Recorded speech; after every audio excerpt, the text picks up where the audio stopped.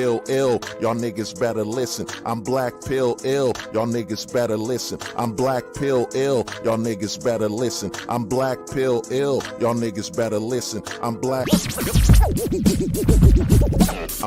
pill, I'm ill with this will. I'm black pill, I'm ill with this will. I'm black pill, I'm ill with this will. I'm black pill, I'm ill with this will. I'm black pill, I'm ill with this will. Hey everybody, what's up, man? Hold the truth hostage where if the truth was so important, we wouldn't negotiate with lies, we would hold the truth hostage. You know what I mean? I'm on the road, but this video is really, this live stream's really gonna be a channel update, an update on the channel. What's the goal? What's next? You know what I'm saying?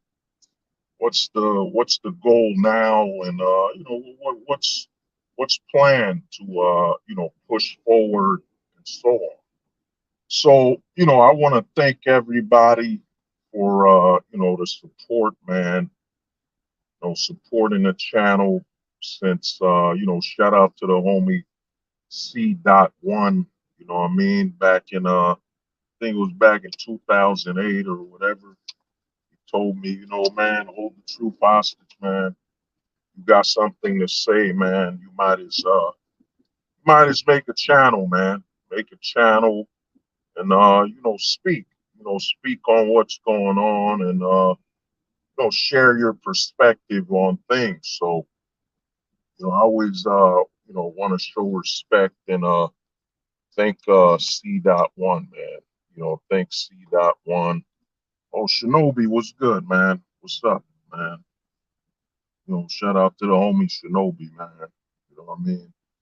We gotta get on one of these streams together one of these days, Shinobi. I think the last time we were on a stream was I think Black Pill on steroids.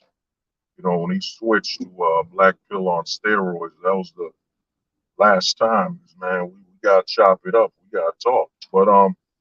But basically, man, I want to thank everybody for the support.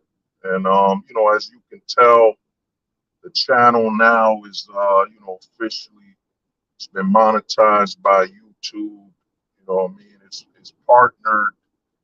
And, I plan to use this for a lot of good, man. A lot of good, especially when it comes to, charities, man. I think, I've been saying this about the manosphere for I've been saying this for over 4 years. You know what I'm saying? I've been saying this for over 4 years. The problem with the manosphere is that there's a large claim that it's here to help men. It's here to help men and do good for men. But I mean, how many channels can you name that are sponsored? I mean, that are monetized, that are doing anything for charities involving men? How many channels can you claim that are, you could honestly say, oh man, when I super chat them, it goes to a charity to help men. You know what I'm saying? It goes to a male shelter. You know, my goal, I've been telling guys this for over 4 years, man. If your channel is monetized, you know what I'm saying? Collaborate with some charities, work with some male charities, shelters and so on, because that will alleviate some of the issues with YouTube. The reason YouTube, Opars was good. The reason YouTube comes after a lot of is that, beyond a lot of channels being grifting, scams, knee touching, closet recruiting, you know what I'm saying? Beyond all the scams and all the issues, is that there's not many male channels that will openly say, "Yo, man, I'm involved with a charity to, I'm donating to this cause and that cause. Because if YouTube was to see that, yo, man, a lot of these manosphere channels, a lot of these channels these men are running, they're donating to male charities, they're donating to the military, you know what I mean, the vets, they're doing a lot of charity work. You know what I'm saying? They're doing a lot of charity work, so we're gonna leave them alone. We're gonna leave them alone. They're interviewing guys that are former soldiers, former military. They're interviewing guys that were formerly homeless. They're interviewing guys that just kicked the drug habit. You know what I'm saying? You're interviewing guys that are actually, connected to charities or, bettering themselves and all that. And, YouTube would leave you alone, but the problem is, and this is where the scamming and the grifting gets shown, is that, there's this narrative that's being pushed out there that, you could win. You're not gonna win a battle with YouTube. You're not gonna win no battles, man. There is no battle to be won. You know what I'm saying? There's even no wars to be won, So when I spoke to a lot of guys, I would tell them, yo, man, once your channel is monetized, you shouldn't be celebrating. Oh, man, man, we getting paid, we get money. Nah, man. That's when the mission really starts, man. That's when helping men truly begins. You know what I'm saying? Because now you can connect your YouTube towards charities and stuff that benefit men. Because think about it, man. You could name literally over over 15 channels that are run by men. You can name over 15. I would challenge you to name three. Name three channels that are connected to a charity or doing anything. You know what I'm saying? Doing anything for a charity, a male charity, male event to help out, and so on. None. Not that. Not. You know what I mean? I've been in the manosphere since for a while. I've been around since MGTOW, got its big success and all that. I've been there. I can't name all these years. I can't even name, what is it? I've been in the manosphere, that type of circle, for over 6 years. I can't name you. Let me try to name some channels that are doing charity work. Not many. Shout out to the homie Shinobi. You know what I mean? Shinobi been showing me for a while. How to live off grid. You know what I'm saying? How to be self-sufficient. You know what I mean? So, shout out to the homie. He's been doing that. But the rest of the channels that aren't really doing anything when it comes to showing you how to live off grid or live a certain lifestyle, you know what I'm saying, when it comes to survival and teaching you, like, you know,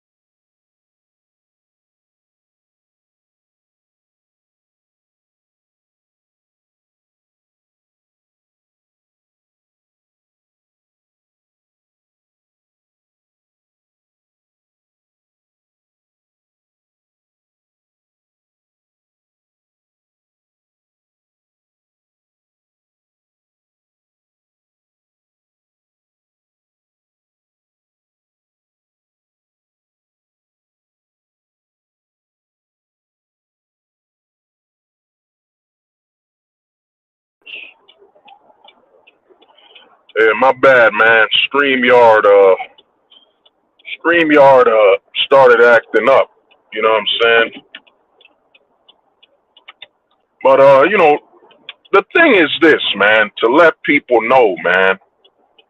Before StreamYard interrupted me, you gotta understand, man. It doesn't matter where you go. Rumble, Odyssey, wherever you go, man. It doesn't matter.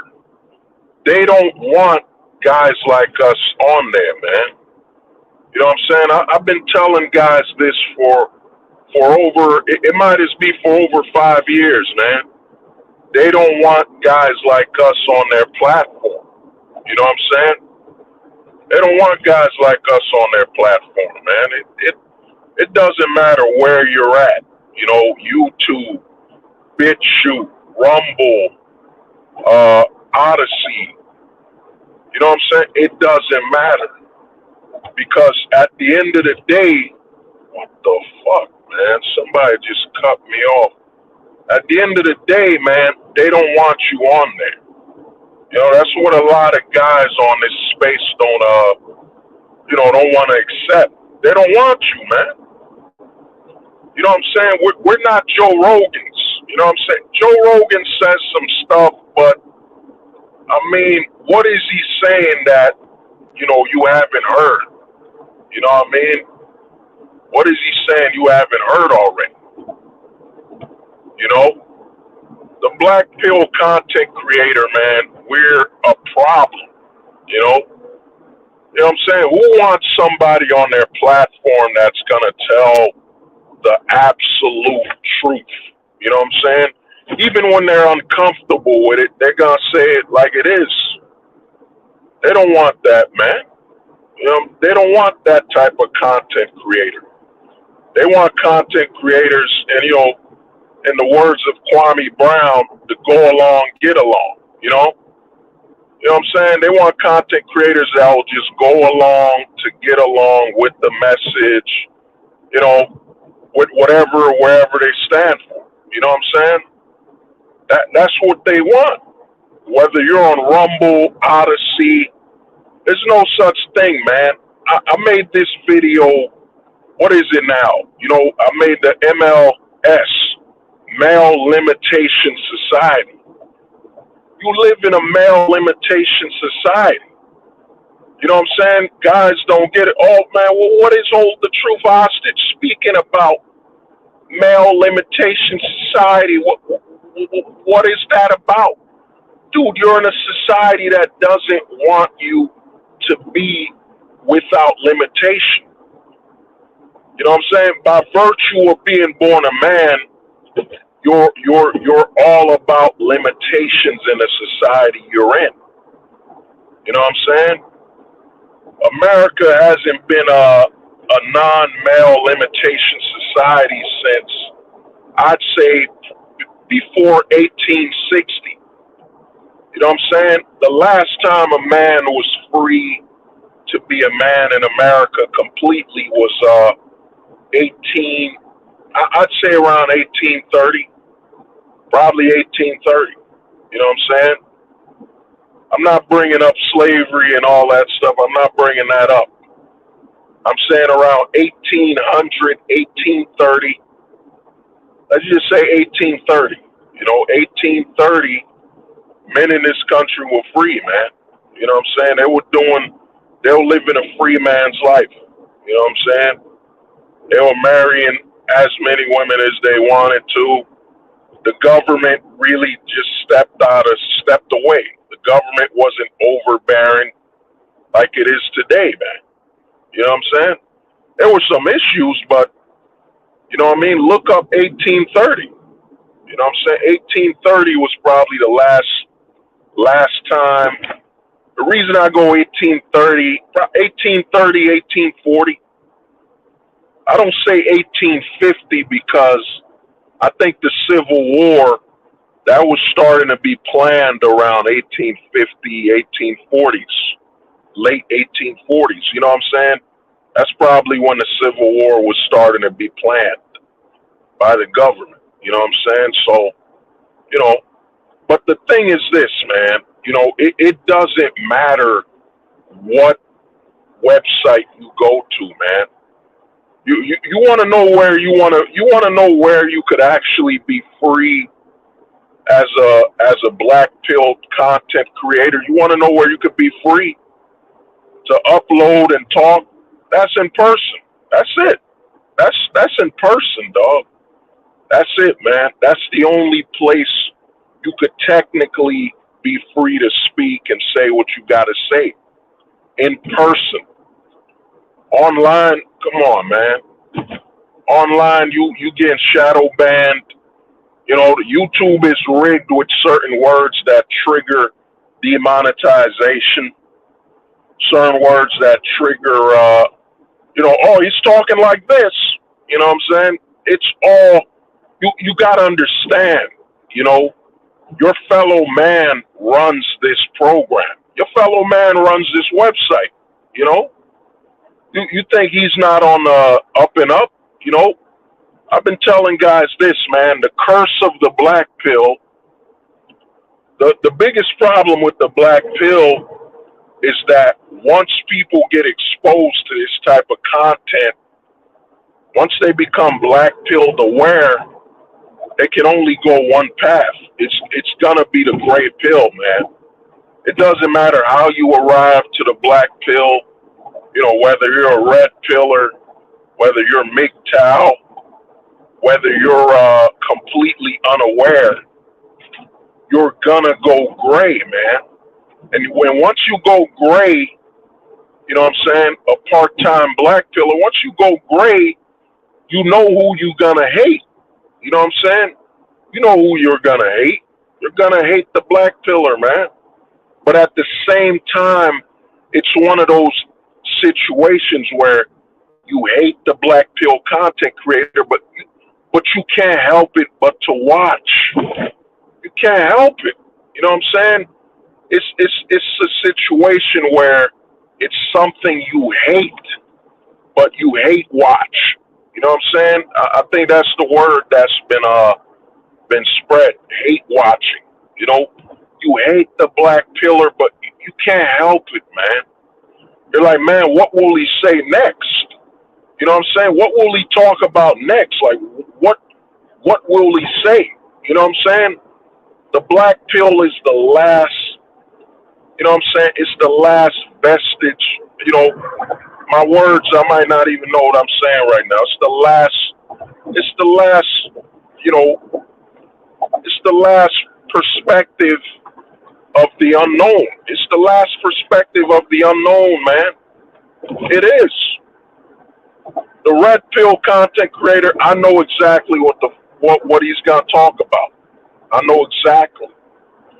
Purple pill, I know exactly. MGTOW, I know exactly what they're gonna talk about. I know the talking points. It's all predictable, man. The black pill content creator is unpredictable. You know what I'm saying? I'm gonna tell you something, man. This is how unpredictable it is. Because I don't have a script. I don't have a script. You know what I'm saying? I get on. I might give myself like a little subject matter. You know what I mean? What to talk about. But at the end of the day, I don't know what I'm going to be talking about.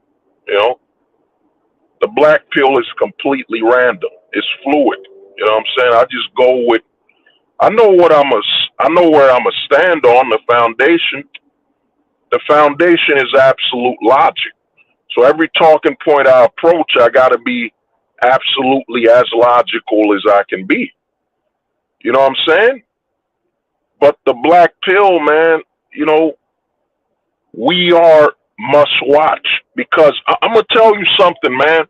And some guys in the black pill, I was talking to Pars about it. I was talking to some of the homies, man. Shout out to Coach Soap Pill. I was chopping it up with him, chopping it up with the homie OG. You know what I'm saying? Some of the homies on the Discord, we were talking, was chopping it up with Shadowback. I was chopping it up with the homie, you know what I'm saying, with the homie Blaxican, David Little. I was chopping it up. The thing about black pill content is, what's crazy about it is that I could go back and I could actually listen to my own content because it was never planned. You know what I'm saying? None of my content was ever planned. So I'll go back to a live stream I did. It might have been I did it like, I don't know, 4 months, 3 months, 4 months ago. I'll go back and I could listen to my own live stream because I don't remember what the hell I was talking about. You know what I'm saying? I don't remember. Because, you know, it might have been planned, but at some point, the way the black pill works is when you're making content is that you're going to jump off the rails. You know what I'm saying? You got to look at a black pillar like someone who's basically jumping from roller coaster to roller coaster. You know what I'm saying? One of the roller coaster rides is me talking about, you know, the farming industry. Then out of nowhere, I'll just jump to a roller coaster ride about me talking about, you know, pregnancy. You know what I'm saying? You don't know. I don't know what the hell I'm going to be talking about. You know I got an idea where I'll start off. So I'll go back, like I was talking to Pars and I told him, yo, you rewatch your own content a little and you might find some type of subject matter to talk about, because the way the black pill works is that we don't have a script. You know what I'm saying? The deeper you go on the black pill, there's no script. You know, how you could truly tell you're watching a black pillar is that you don't really know what the hell they'll be talking about soon. It's not very predictable. You know what I'm saying? The content is very hard to predict. You know what I'm saying? You don't know where said person will be going to. So I don't know. I don't really know what I'm gonna be talking about to a certain extent. There's a large amount on my mind where you know, where I don't know what I'm gonna be talking about. You know, I'm just gonna go. But the thing is this, man. No one wants the black pillar on their platform. We're not wanted. People want to listen to you, but people don't want you. You know what I'm saying? When Elon Musk, I know I keep bringing this up, but when Elon Musk said, take the red pill, you know what I'm saying? And think about this. I did a stream on, you know, shout out to some of the homies.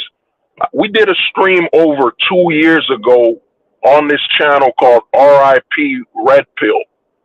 RIP Red Pill, man. It might be over 2 years ago I did that stream. And in that stream, we were predicting, and I was predicting over 2 years ago that, yo, the red pill is dead. And this is before Kevin Samuels passing. This is before Andrew Tate. You know what I'm saying? We were predicting that the red pill was dead. You know what I'm saying? It might be over 2 years ago, this video. We were predicting, yo, the red pill is dead, man. They're jokes. They're nothing but, you know, comedy. You know what I'm saying? Listening to red pill content is like trying to dig up your dead dog to play fetch. You know what I'm saying? Dig up your dead dog to play fetch. That's what red pill content has become. It's dead. You know what I'm saying? It's dead, man. You know what I mean? It's not even like that movie, I forget the name of that movie, where they had a dead body and they were moving it around. You know what I'm saying? They were moving the body around and he was dead. The red pill is nothing more than bones right now. There's not even skin on that dead body. It's bones. Rollo Tomasi's become a joke. You know what I'm saying? You got Destiny, who's in the closet as a so-called red pill guru giving men advice. You know what I'm saying? The red pill is dead. It's been dead. You know what I mean? There's nothing to learn from a red pillar, man. Nothing at all. You got Fresh and Fit. Fresh and Fit were so-called gurus to help men, and they got demonetized doing the most stupidest, most what is it? Was it anti-Semitic? You know what I mean? It's the dumbest thing ever. Yet they claim to be strategical gurus and they could teach you stuff. They couldn't even, you know what I'm saying? You know, I got some of the homies, man. Some of the homies celebrate Hanukkah, man. What's good with the homies, man? Some of the homies, some of the homies play dreidel. You know what I mean? They know what I'm talking about. So some of the homies play dreidel. You know what I mean? Some of the homies celebrate Hanukkah, man. You know, I ain't gonna be against that, man. You know, I'm not here to attack you, cause you know, a man whose mind, like I said, man. Shout out to the homie Thomas. Shout out to the homie, man. You know, there's a lot of missing IQ persons, man. Missing IQ people, man. The missing IQ man, you know what I'm saying? The missing IQ man will bring up race,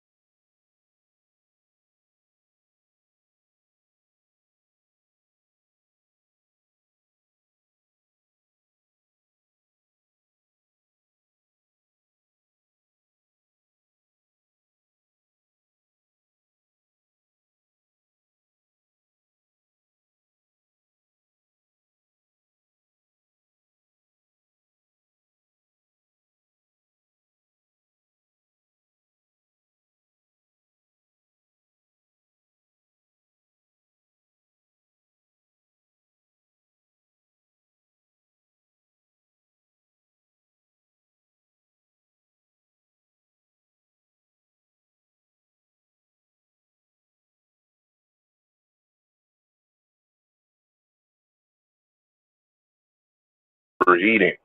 You know what I'm saying?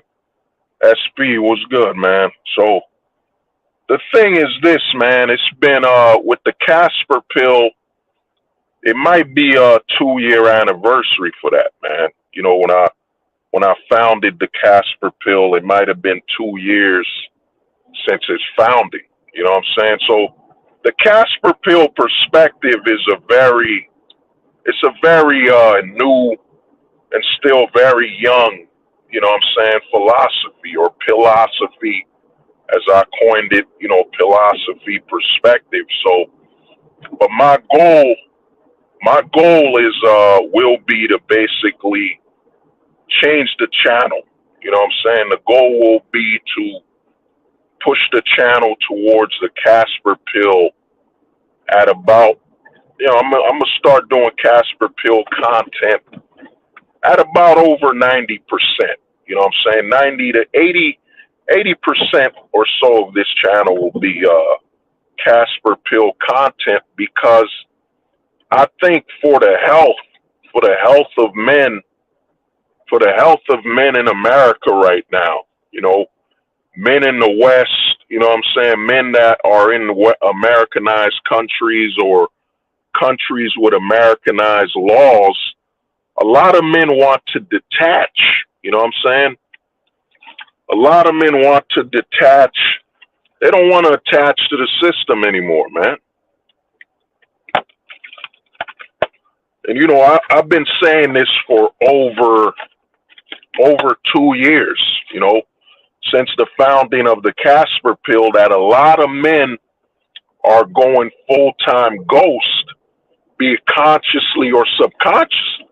A lot of men are waking up and saying, yo, I don't want to be a part of nothing, man. I don't want to be a part of nothing. You know what I'm saying? I want to be completely disconnected, you know? And it's not I want to be disconnected from the Matrix and all that bullshit. Nah, it's got nothing to do with that. A lot of men are waking up and saying, yo, I want to disconnect, you know? I want to disconnect completely, you know? And a lot of men are waking up and just saying, I don't know why, I don't know what this is, but I want to disconnect, you know? I don't want to be a part of the system, you know, you know what I mean? I just want to handle what I got to handle in the system, you know, my employment, my job, my money, you know, that's all I want to do. I just want to work. I want to work, make my money, take care of my finances. But other than that, I want to disconnect, you know. I don't care about dating. I don't care about the laws. I don't care about nothing. If it's got nothing to do with my money and my freedom, I don't care. And a lot of these men that are disconnecting, you know, detaching from the system, detaching from tradition. A lot of these men that are subconsciously going the full-time ghost route, they don't know what to call it. You know what I'm saying? They don't know what to call it. And that's what the Casper pill is, man. That's what this full-time ghosting lifestyle is about, you know? A lot of men are saying, I'm done. I'm done, man. You know what I'm saying? And I don't feel guilt. I don't feel guilt. I don't feel shame. I am disattaching. I'm detaching from tradition. I'm detaching from expectations, shame. I'm completely becoming detached, you know, and I feel free. You know what I'm saying? A lot of men are arriving to this point and they're finding freedom in it, you know, a sense of freedom and self belonging. I think it's about the self, you know what I'm saying? Self expression, self freedom. You know what I'm saying? Because when men look at the system today, you know what I'm saying? Do you really want to be a part of this system right now? You know what I'm saying? This society, this culture. You got people fighting for pronouns. You know what I'm saying? You got people fighting for nothing. This is how bad the society has become, man. This is how funny it has become. The politicians are just loving today's society. Today's society, you got adult men, adult women fighting for pronouns. Fighting for pronouns. Fighting to be called something. You know what I'm saying? And what's funny about this whole pronoun battleground, you know what I mean? That's gonna be the new quote from now on, the pronoun battleground. The pronoun battleground. You know what I'm saying? That's what it is. You got people fighting to end freedom of speech through pronouns. You know what I'm saying? Telling you, well, you must call me as what I identify as. You must call me that. No, I don't. I'm in America, man. Freedom of speech, bro. You know what I'm saying? You can identify as whatever you want to identify as. I don't have to say it. You know what I mean? It's called freedom of speech. We're not in a dictatorship society. You got all these people fighting to literally. That's why the politicians are having wet dreams. You know what I'm saying? It's not even a wet dream. It's more like a wet daydream. They literally have young people marching, you know, millennials, Zoomers, you know what I'm saying? The Gen Xers literally marching and promoting anti-freedom of speech. You know what I'm saying? Anti-freedom of speech. You know what I mean? With this whole, well, you must refer to me. Let me bring my 1700th voice. Thou must refer to me as thou'st pronoun. Thou must pronounceth when upon my arrival of thou pronoun. Thou identify as thou pronoun. Thou must speaketh thou pronoun before me. You know what I'm saying? Dude, the politicians are loving this, man. This is a wet dream. Like, you know, I wouldn't be surprised if most politicians got to change their underwear. Every time they hear a Zoomer, a millennial, a Gen Xer, you know what I'm saying? A Gen Xer. Every time they hear these people say, you must pronounce my pronoun.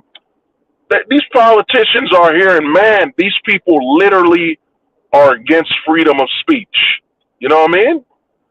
They're loving it. So you want the government to force people to speak of your pronouns and what you announce yourself as. You know what I'm saying? The government is loving this. You know what I'm saying? You got a whole generation of people willing to give up their rights. You know what I'm saying? Willing to give up their freedom of speech, all that for some pronouns that don't mean nothing.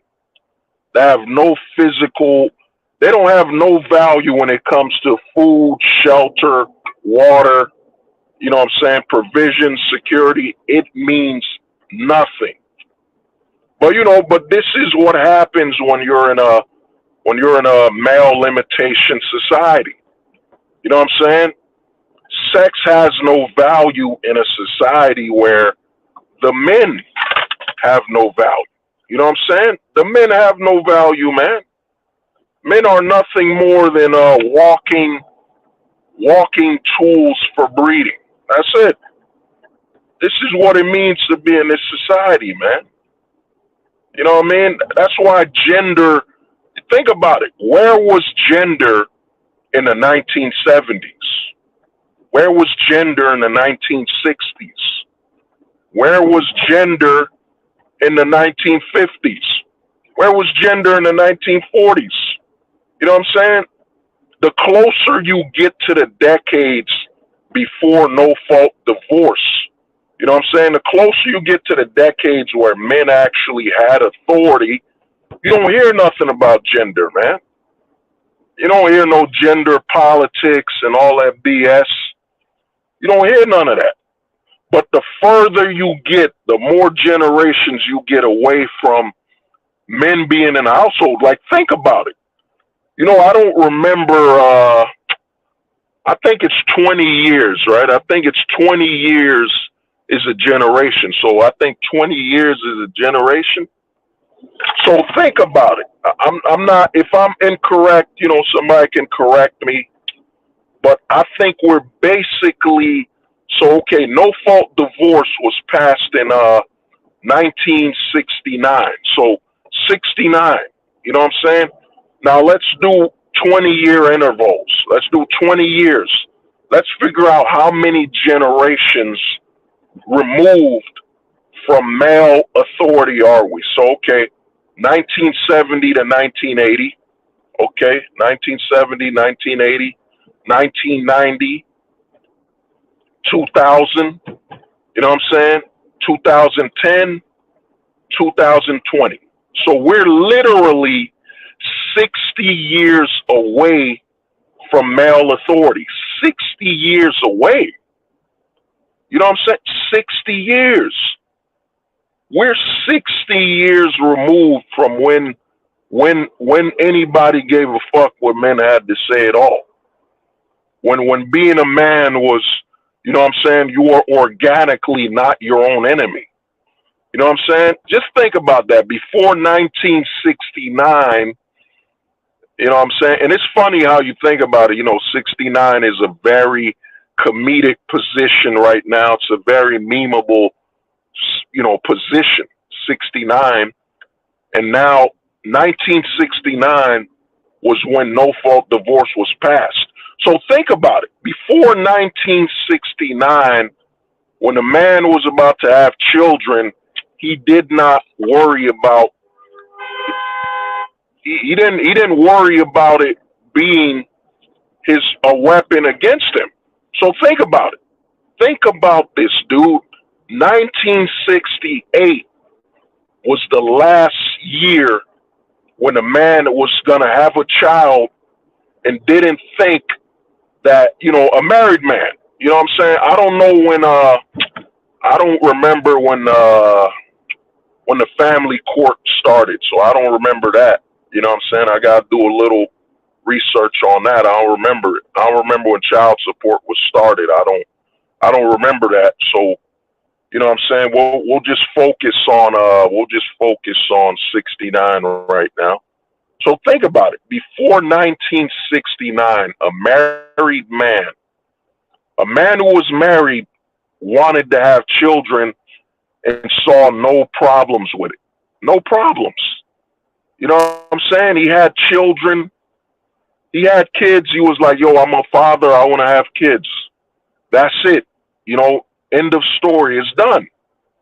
So the last time a man had children and didn't have to worry about it coming back to destroy him was 1968. You know what I'm saying? So 1968. So over 63 years ago.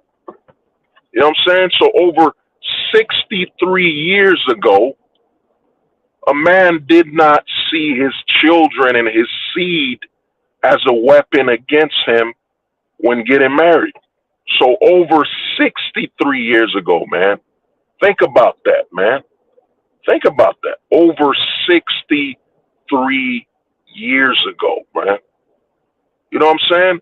And a lot of men, you know, shout out to the homies on the Discord. A lot of men are like, I'm done. Dude, I accept it for what it is. The system is the way it is, man. You know what I mean? We're not going to change that. We don't got the money. We don't got the funds. We don't have nothing. It is what it is, man. You know what I mean? I've been living by this code for over 15 years, man. It is what it is, not what it should be. You know what I mean? I can repeat it for you. It is what it is, not what it should be. You know? So a lot of men growing up now, especially, I think Obama becoming president really was what pushed the birth of the Casper pill. You know what I'm saying? Obama's presidency, in my honest opinion, was the last straw. It was the last straw for black Americans.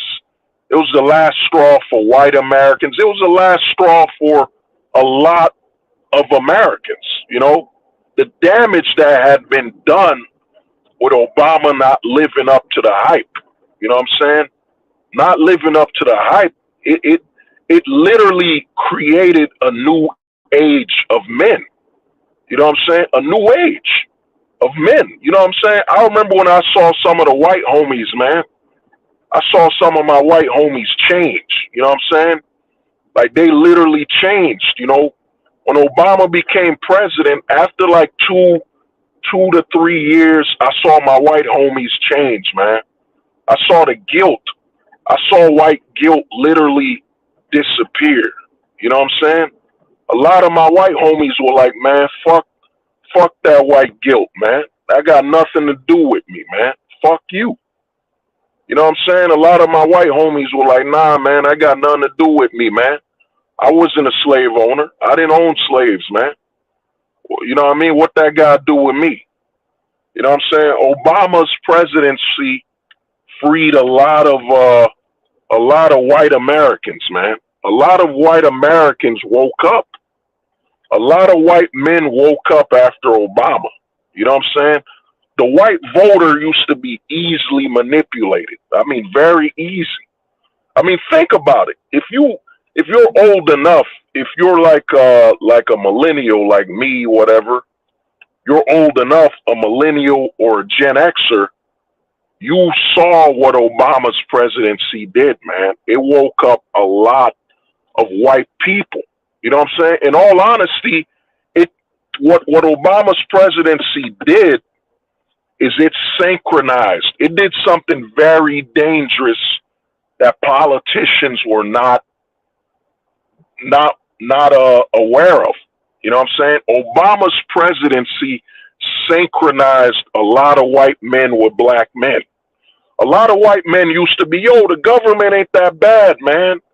I don't know what y'all black people talking about. The government ain't spying on us. The government ain't stealing from us, man. You know what I'm saying? The government ain't that bad. It's just you black people like to complain. You know what I mean? You black people like to complain and, you know, claim that the government is after you. It's targeting you. It's here to rob you and steal from you. You black men are just unpatriotic here and there, bro. The government ain't that bad. Then the white men saw Obama and they were like, holy shit, man. Holy shit, bro.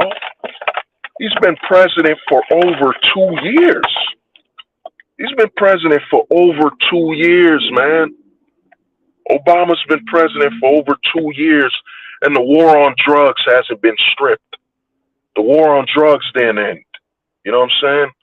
The war on drugs is still here. You know what I'm saying? The war on drugs, the war on the middle class, the racist laws are still here. Holy shit. My black homie that used to tell me every motherfucker's a puppet. Holy shit. Obama's a puppet. You know what I'm saying? Holy shit. Hold the truth hostage, yo. Obama's a puppet, man. Holy shit. I thought him being black, he would have changed things. You know, he's the first black president. I thought he would have changed the status quo. He didn't. In fact, he went further after us heterosexual men than I've ever seen. Holy shit, man. You black people were right, man. And then all the other black people woke up too, man. Because Obama's presidency did something they did not expect, man. You know what I mean? I know the word has been broken, the woke, awakening, whatever. But Obama's presidency shattered the illusions. Obama's presidency was the shatter point of illusion. It broke so many men out of illusions. I think a lot of black and white friends became closer. Black men and white men became closer than ever before. Every time somebody black got shot under Obama's watch, you know what I'm saying? Every time somebody black got shot, you know what I'm saying? The white friends could talk to their black friends and say, look, man, it don't matter about the race of the politicians. He's still a fucking puppet. You know what I'm saying? He's still a puppet. And the black guys were like, holy shit, man. My white homie, I'll just use a name. My white homie Chad is right. Chad is right. It don't matter if the politician's black. He don't give a fuck about us. You know what I mean? It don't matter. So, you know what I mean? Give me a second. I gotta go to the crib. Let me get out this car. I'll be right back. Give me 1 second. Where is it? We'll be right back. Let me look for that sign. I got a sign up here. Yep, we'll be right back. We'll be right back to your scheduled show of Hold the Truth Hostage. Just give us a minute.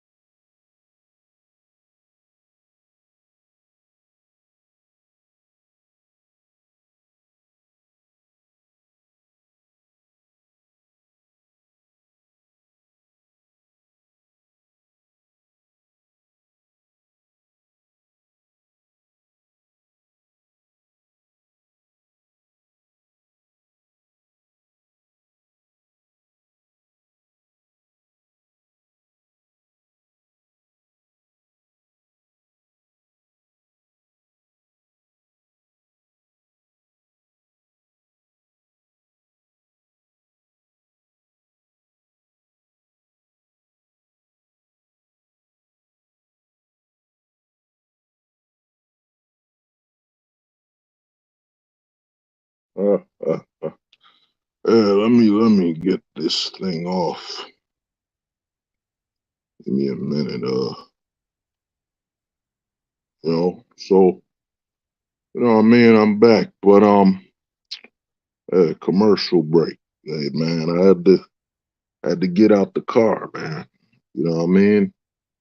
But like I was saying, man, what's happened is this, man.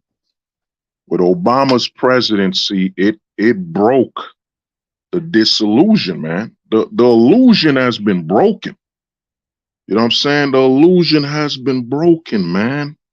The white man, the black man have awakened. You know what I'm saying? And this is why I tell guys we're in the men will have no choice but to ghost, man. Full-time ghosting is the proper response. It's the only response.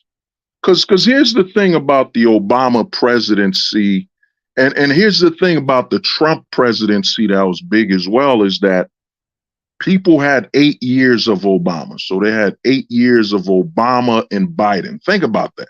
You had a black president, a white vice president. You know what I'm saying? Let's discount Joe Biden's history of the 3 strikes laws and targeting, minorities and poor Americans. Let's discount that. But you had a black president and a white vice president. And what happened? You know what I'm saying? There was no unity. The laws were not changed. The laws were not changed. And notice, I started, I was still liberalized. There was some liberal poison in me. You know what I'm saying? The poison was still inside of my body. You know what I'm saying? The poison, so, but think about it. When Obama was president, think about it. Obama was president. They were still doing this civil rights crap. They were still showing civil rights and, all these videos about civil rights. We need to come together. There's still work to be done. How? How is there still work to be done when there's a black president? You know what I'm saying? There is no higher power in America as a person than to be the president. You know what I'm saying? So Obama, a lot of people were not getting it, including myself. I was not getting the psychological message that was being displayed. You know what I'm saying? So when Obama was president, they were still saying civil rights. We need to, Martin Luther King, Malcolm X. We still have a lot more to do. How? How do we still got a lot more to do? You got a black president. So what is there? What else is there? Oh, I get it. I get it, man. Y'all still advertising Martin Luther King. Y'all still doing the I Have a Dream and all that stuff, all that BS, because this is where you wanted to stay. You know what I'm saying? All that advertisement about Black history, and this is Obama was all the marketing still being promoted was the message they still want to convey.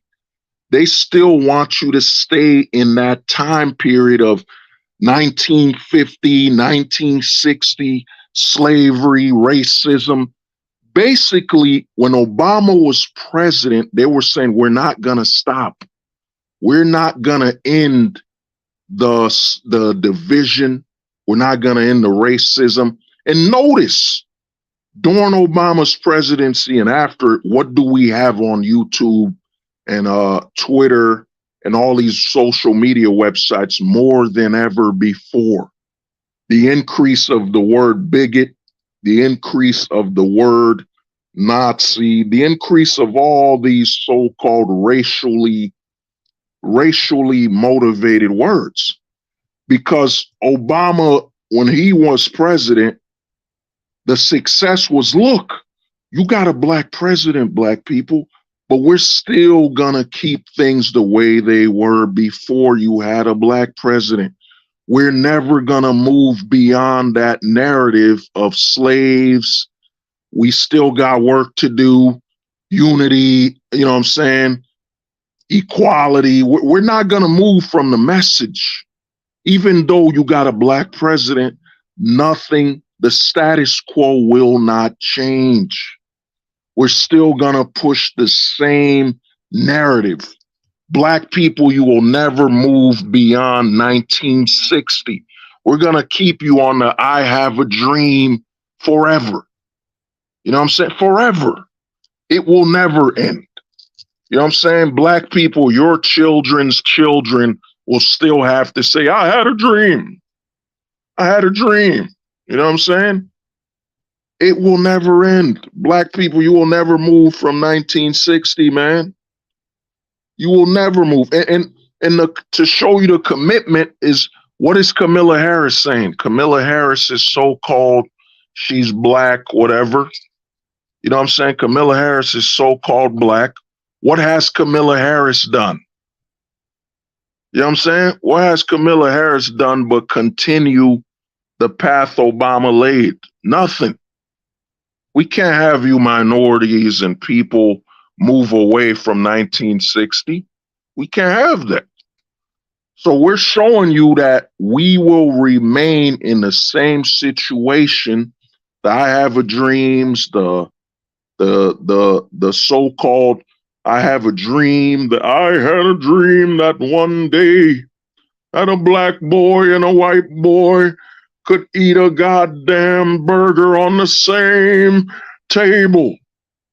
You know what I'm saying? You had a black president and you had Kamala Harris, a so-called black VP vice president. Nothing. The laws on the war on drugs, nothing was abolished because it must remain the same. Oh, David, what's good? What's up, man? It must remain the same. And what happened when Trump won, the American people were like, all right, man, okay, Obama was a black president for 8 years. For 8 years, we had black and white. For 8 years. Okay, Trump is president now. Maybe Trump will change things, man. Maybe Trump will change things. Because, you know, we had a black president for 8 years, and, you know, every day you turn on the news, a black person was being shot, a white person was being called a bigot, blah, blah, blah. You know what I'm saying? The same old news. You know what I'm saying? And then the men woke up, man. The men have woken up, man. The illusion, in fact, I won't use the word woken up. The illusion has been shattered. The illusion of progression has been shattered. There is no such thing as a future. There ain't no such thing, man. The way politics is set up right now, we're looped. We're looped. The past is on loop, man. Think about it. It's the year 2020, and you're still talking about equality, racism, war on drugs.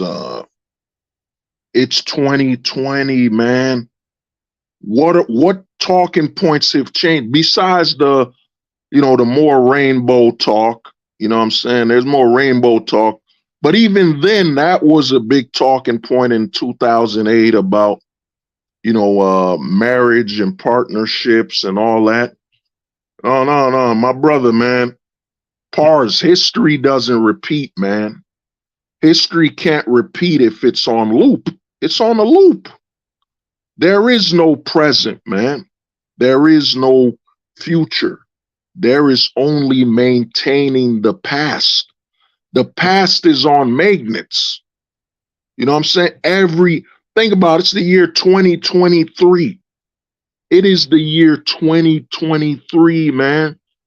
Tell me what's going to be different. What's going to be the talking points on 2024? Tell me. Tell me how 2024 is going to change when you had a black president, a black vice president. Tell me what's going to change racially in America. Tell me. Tell me what's going to change between blacks and whites. Tell me the equality talking point won't change. You know what I'm saying? You want to know what we're on. Remember Futurama, man, Hypnotoad. Remember that? Remember the Hypnotoad in Futurama where it's just a show where a frog is just hypnotizing? That's what we are in, man. We're all watching Hypnotoad, man. That toad hasn't, if you watch, you could turn it on. If you're not familiar with Futurama, go on YouTube and type Hypnotoad. Type Hypnotoad, man. You will see that the whole show, they just played the same shit. It was just a frog. Now, a lot of people when I was growing up, I used to laugh at that video of Hypnotoad on Futurama. Part of me was like, man, who the hell could watch the same thing every fucking day? Like, who could do that? You know what I'm saying? Who could do that? Then I realized we've been doing that. You know what I'm saying? I'm in my 30s. I've been watching the same political show, political talking points for over 20 years. We're going to help the middle class. We're going to give equality. We're going to change the war on racism. We're going to give equality. The war on racism, equality. The war on racism, equality. Better middle class, equality. We're you know what I'm saying? It's been the same show. You know what I mean? We've been watching Hypnotoad. The longer you've been alive, I've been watching Hypnotoad for over 20 years, man. For over 25 years, I've been watching it on loop. You know what I'm saying? For over 20 years. Trump was president, man. Trump said, I'm a businessman. I'm going to do what's right business. What did Trump do when it came to racism? Trump let a few blacks out of prison. I'm going to let Lil Wayne out of jail. I'm going to let all these, and what did he let out? Mostly rappers rapping about drug dealing and killing. I'm going to let a few of those out. What happened? And a lot of blacks went, oh man, he's going to let us all out. Nah, man. It was, so you got to go to jail. Think about the message that was sent. For us to do right by you, you got to go to jail and hope will let you out. You know what I'm saying? Trump sold hope, man. Oh man, if I go to jail, there's a chance that Trump might let me out. There's a chance I might be let loose. Obama did the same thing. He let a few prisoners out. So think about it. For the government to free you, you got to go to jail. You know what I'm saying? And hope they'll free you. Hope you'll be one of the ones they'll free. You know what I'm saying? So think about it, man. We've been watching the show Hypnotoad. A lot of times, art imitates reality, man. Futurama, man. And think about it. What is Futurama? Future. What is the name of the show? Future. We've been watching the same shit for in my case, for over 25 years. Clinton, Bush, you know what I'm saying? I've been watching the same fucking show every day, man. Every day, man, we've been watching the same thing. This is why I say the Casper pill, it's going to take over, man. A lot of men are realizing, and I said this on a stream over years ago. I said this over 5 years ago. People are tired of living in the past, man. People are tired, man. You're tired. Like, think about it. I'm a millennial. Man. You know what I'm saying? I'm a millennial, bro. And I've been living the life of the boomers since I was born. You know what I'm saying? Slavery, Civil Rights Act. That's all I've been fucking living, man. You know what I'm saying? The honest truth is, let me ask yourself this, man. This might shatter your mind right now. Ask yourself, when have you lived within your generation? Think about it. Remove the music and the entertainment. Ask yourself, man, when have you lived within your generation? You know what I'm saying? Think about it, man. We're stuck on a loop. Gen Alpha, the Zoomers, the Zoomers watching are living the same issues we millennials lived in. Gen Alpha will live the same issues the Zoomers have lived in. You know what I'm saying? Gen Alphas will be, think about it, by the time Gen Alphas are 18, they're going to be here. Equality, civil rights, equality, civil rights. We're going to help the middle class. Equality, civil rights. When have we been allowed to live within our generation, man? You know what I'm saying? Right after the civil rights movement, the country ended. It's been the same fucking messaging and same talking points since the 60s, man. Since the late 50s and 60s, what has changed? What are the talking points that have changed? Of course, they add pronouns and all this other BS, pronouns. And I was watching a video on John F. Kennedy.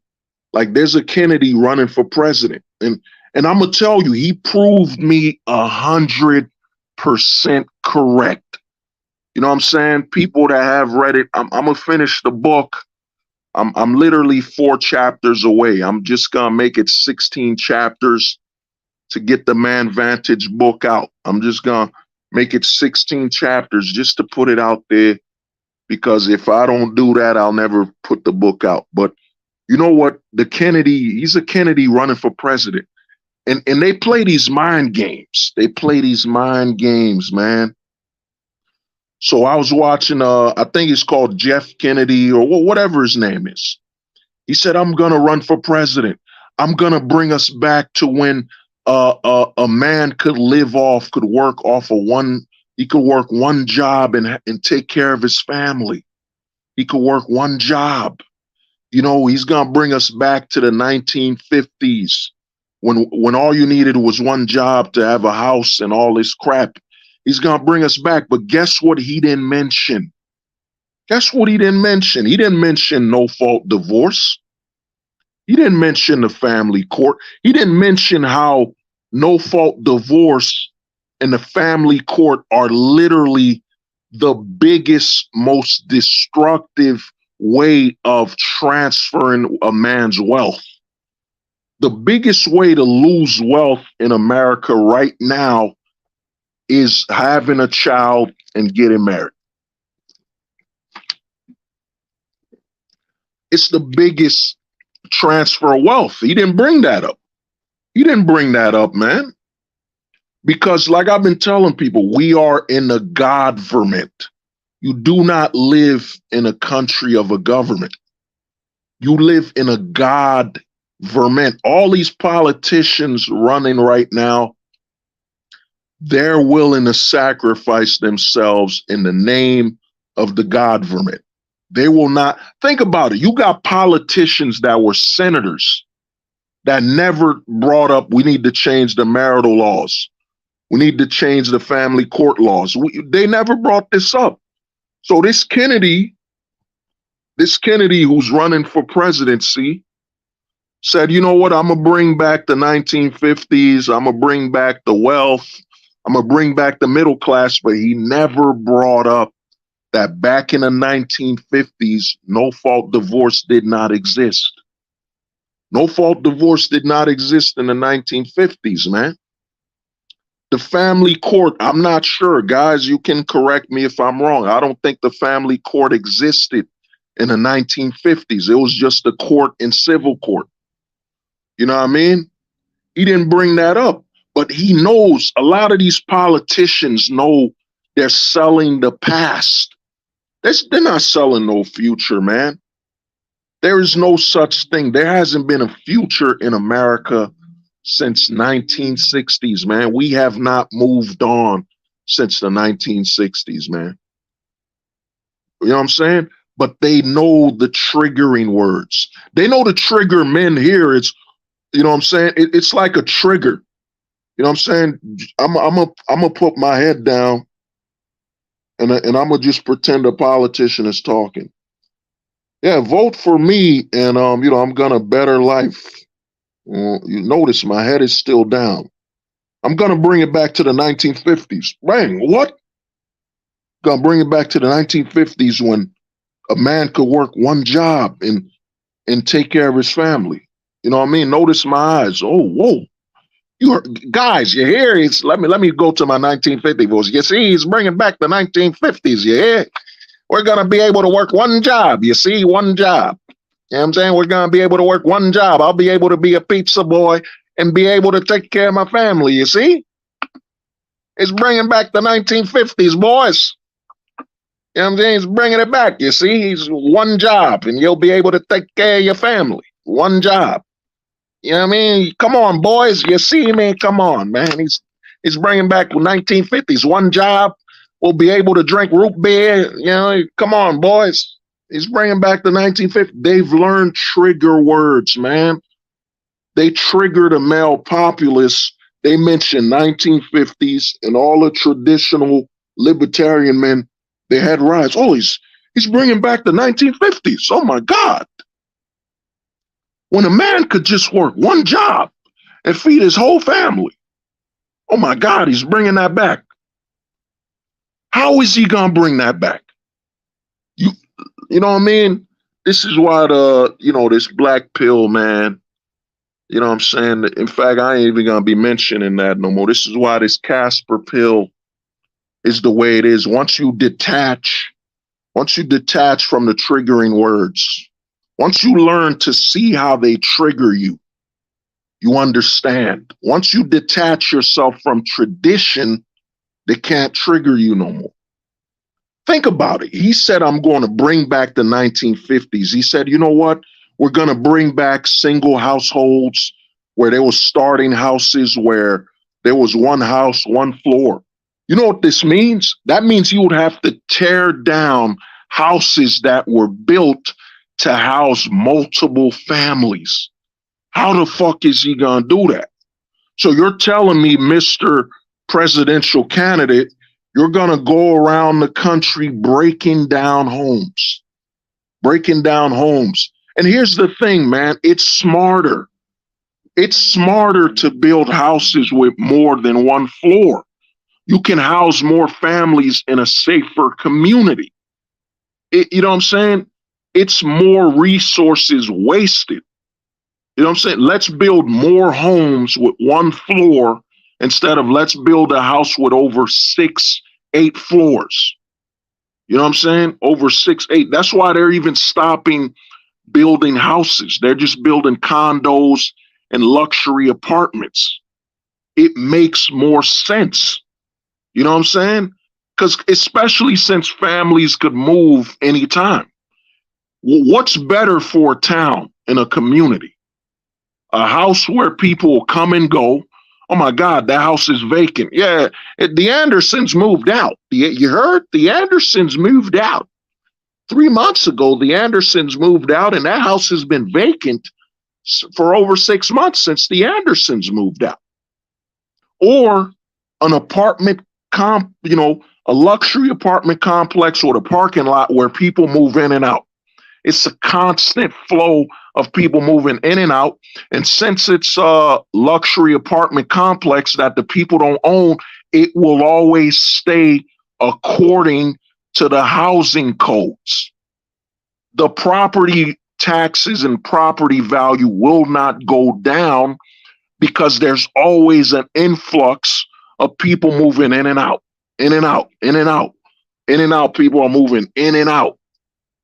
Versus a house where, the Andersons moved out. You heard? The Andersons moved out, and we haven't been able to sell that property for over 3 years. It's really harming our housing values. Come on, man. Get the fuck out of here, man. You know what I'm saying? You know what I mean? They know triggering words, man. They got a set of triggering words they utilize to trigger you. This is why I say, man, ghosting It's inevitable, man. There is no more choice, man. You can't avoid it anymore. You know what I'm saying? If you want to have a future, you know what I mean? If you want to have a true future, you have to detach. You know what I'm saying? Zero attachments, man. A lot of people think, oh, hold the truth hostage when he speaks of this ghosting stuff, full-time ghosting. I mean, let me put the logo up, man. You know, I'm waiting for the overlay. I'm waiting for the overlay to be developed. You know what I'm saying? Let me put the overlay. Look at that. You know what I'm saying? You know what I mean? Oh, operational population. Oh, you know about that. You know what I'm saying? I learned that at work today. The less I fuck with people, the quicker the day. Oh, the homie David, man, dropping that knowledge. Yeah. I mean, the thing is this, man. You know, we're at a point in society right now, man. You can't have a future attached to tradition or nothing. It's done. They've been having us on loop, man. I'm a millennial. I'm a millennial telling you this, man. A Gen Xer. You know, shout out to the homie, you know, some of the homies that are Gen Xers could tell you everything I'm saying is what they lived through. They literally lived through, well, you know, equality. We're bringing back the middle class. Equality. We're bringing back the middle class. We're going to cut taxes. Equality. You know what I'm saying? The same talking points for since the 60s, man. And if you do the math, when was the 60s? That was about literally, since we're in the year 2020, that's over 60 years ago. Over 60 years ago, it was the 1960s. So that means for over 60 years, we've been living in the 1960s. Yes, the cars have changed, the technology has changed, but have the talking points changed? Obama was talking about civil rights, equality. You know, VP Harris, civil rights, equality. What the hell has changed? You know what I mean? The homie, yeah, I'm a late Gen Xer, yeah. Like Biden said during the campaign, I want to take the soul of the country. Yeah. Dude, man, a lot of men are becoming detached, man. Men are realizing that this attachment, you want to know the root of mental health issues? You know, you want the truth? You want the truth about your mental health issues and what's going on? What they won't tell you? You know what I'm saying? You want this? You know, are you prepared? Are you prepared to know the truth? You know what I'm saying? The unfiltered truth, man. Because, you know what I mean? I'm going to start dropping, you know, this channel's really going to be turning to a, you know, full-time ghosting channel. You know what I mean? Full-time ghosting channel. You want to know the truth, man? You want to know the truth of your anxiety, your mental health issues, man? This stress you're having? You know what I'm saying? It's because you're attached to the system. You're attached to traditional values. You're attached to religion within a nation that is anti-religious. You know what I'm saying? All this anxiety starts from, and this is where the Casper pill, this is where it will hurt you. You're attached to a future in a country that only wants you to live in the past. The past, man. You know what I'm saying? They've been selling you the past for over 60 years, man. You know what I'm saying? I haven't lived 60 years. I'm a millennial. We got homies, Gen Xers, man, that haven't even lived half the years I've lived. We got homies that are Gen Xers that haven't lived, you know what I'm saying? They're 20 years removed from 60.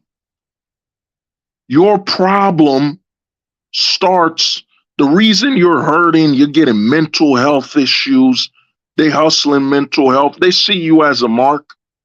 They see money on you because you're attached to insanity. You're literally thinking there's a future when there's over 60 years of evidence that there is no future. You know what I'm saying? How could we have a black president and they're still speaking about civil rights? Oh, we got so much to do. There's so much more to do, man. You know, civil rights, and there's so much more to do. Civil rights, civil activism. How? How the fuck is there more to do when we have a black president? What else can we do? So you're telling me a minority reaches the highest level. And what they're about to do now is the hustle's going to be pushed on the Latino community. But the Latino community, shout out to some of the Latino homies, man. The Latino community isn't falling for it, man. Shout out to the Latino community. The Latino community plays both sides, man. Because the Latino community plays mostly their own side. You know what I'm saying? The Latinos haven't fallen for it, but they're going to hustle. They're going to pitch it to the Latino community. The Latino community's next. You know what I mean? The Democrats are like, holy shit, man, we sold it to the blacks. We're the only party that will make a black president. And guess what? Nothing changed. Nothing. Now they're going to try to sell it to the Latino community. Let me put my Latin, you know what I mean, my Latin accent. You know what I'm saying? I'm going to switch between my Pedro and Antonio Banderas. You know, they said that they're going to make us a presidente. They're going to make a Jose the next presidente. Jose. They're going to make a Jose the presidente, Carlos, Rodrigo, Ramon. They're going to make one of them the presidente. We must vote for the Republican, the Democratic Party, man. They're going to make one of us the next presidente. You know what I'm saying? That's the hustle next. The hustle next is the Latino community. We're going to make, that's right, vote for us, Jose. We're going to make you a Jose, a Carlos, Antonio, a Rodrigo. What else do y'all call yourselves? You know what I'm saying? Hernandez, Carlos. We're going to make one of you guys the next president. So vote for our party. You know, vote for our party. Because notice that now when you look at politics, what are the last names of the politicians? Right now, they're really harping on the Sanchez. I think his name is DeSantis, right? His name is DeSantis, the Florida governor. Back when Obama was running, they had a Latino guy. I think he was the senator of Nevada or California. I can't remember. You know what I'm saying? But they were talking him up. The Democratic Party was talking him up like, you know, if you guys vote for us, you vote Democratic, we're going to make Sanchez the next president. A Sanchez, a DeSantis, a Rodriguez, a Ramirez, a Carlos, a Jose, a Rodrigo. You know, we like soccer too. I'm sorry, not soccer. We like football. We like football. You know, we like the homie said, we like an Enrique Iglesias. Yeah, Ted Cruz. They had Ted Cruz. You know, we love football. Look, guys, we got Messi, and Messi's playing for the MLS. We love you Latino people. Well, look at that. So vote. Don't forget to vote Democrats. We love football too. Because I'm telling you, look at, if you're Latino and you're watching this, look up Messi, man. Watch Messi closely, man. Because by my, you know what I'm saying? I don't mean to keep dropping, you know I go to this. People keep saying, hold the truth hostage, man. Or, you know, he always about the black pill prophecy and he's a prophet or some shit like that. You know what I'm saying? Let me put that, let me switch it, man. You know what I'm saying? This is a black pill prophecy right now. Look at Messi, man. Look at Messi. Messi's in the MLS, man. Look at the party lines Messi will join. Really look at Messi, man, because they're coming after you Latinos next. You Latinos, they done what they done with the blacks. The blacks are old news, man. The black people are done, man. We've had our fun with you, Tyrones, Jeromes, Tariqs, you Nasheeds, you Maliks. We've had a good time with you, Maliks, Nasheeds, Jeromes, Tyrones. We had a good time. But you know, we made one of you blacks a vice president. We made one of you blacks a president. We done all we could for you blacks. Now we need that Latino heat. We need that Latino heat. Latino heat. Latino heat. You know what I'm saying? We need that Latino heat. You know what I'm saying? We need you Hispanics. Oh yeah, I know you guys don't like it when we call you Latinx. I'm telling you, man, I'm giving you a black pill prophecy. Look at Messi, man. Keep an eye on Messi. If Messi starts signaling, virtue signaling to some you know what I'm saying, to the closet, to body dysmorphic our kids, look at Messi, man. Messi's in America right now. And a lot of people are saying, oh, Messi came to America for he wants to own a team in the MLS, but Messi could have owned teams in where Argentina, where he's a god. You know what I mean? Eli Messi could piss.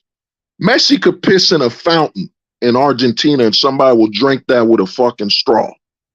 Somebody will say, oh my God, that's Messi's urine. That's better than Gatorade. You know what I'm saying? That's Messi's urine. That's better than Gatorade.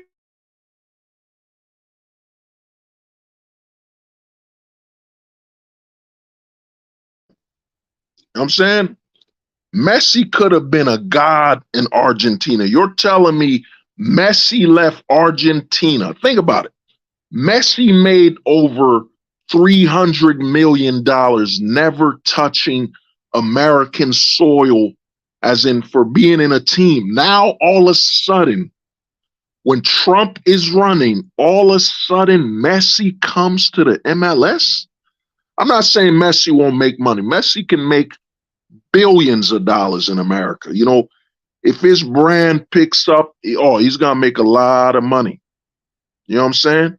But now, all of a sudden, Messi, we had a black president, a black vice president. Now, all of a sudden, Lionel Messi. You know what I mean? Got to put the Antonio Banderas accent. Lionel Messi.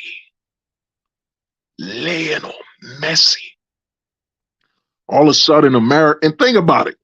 All of a sudden, the American politicians love guacamole. Oh, I love guacamole. Oh my God.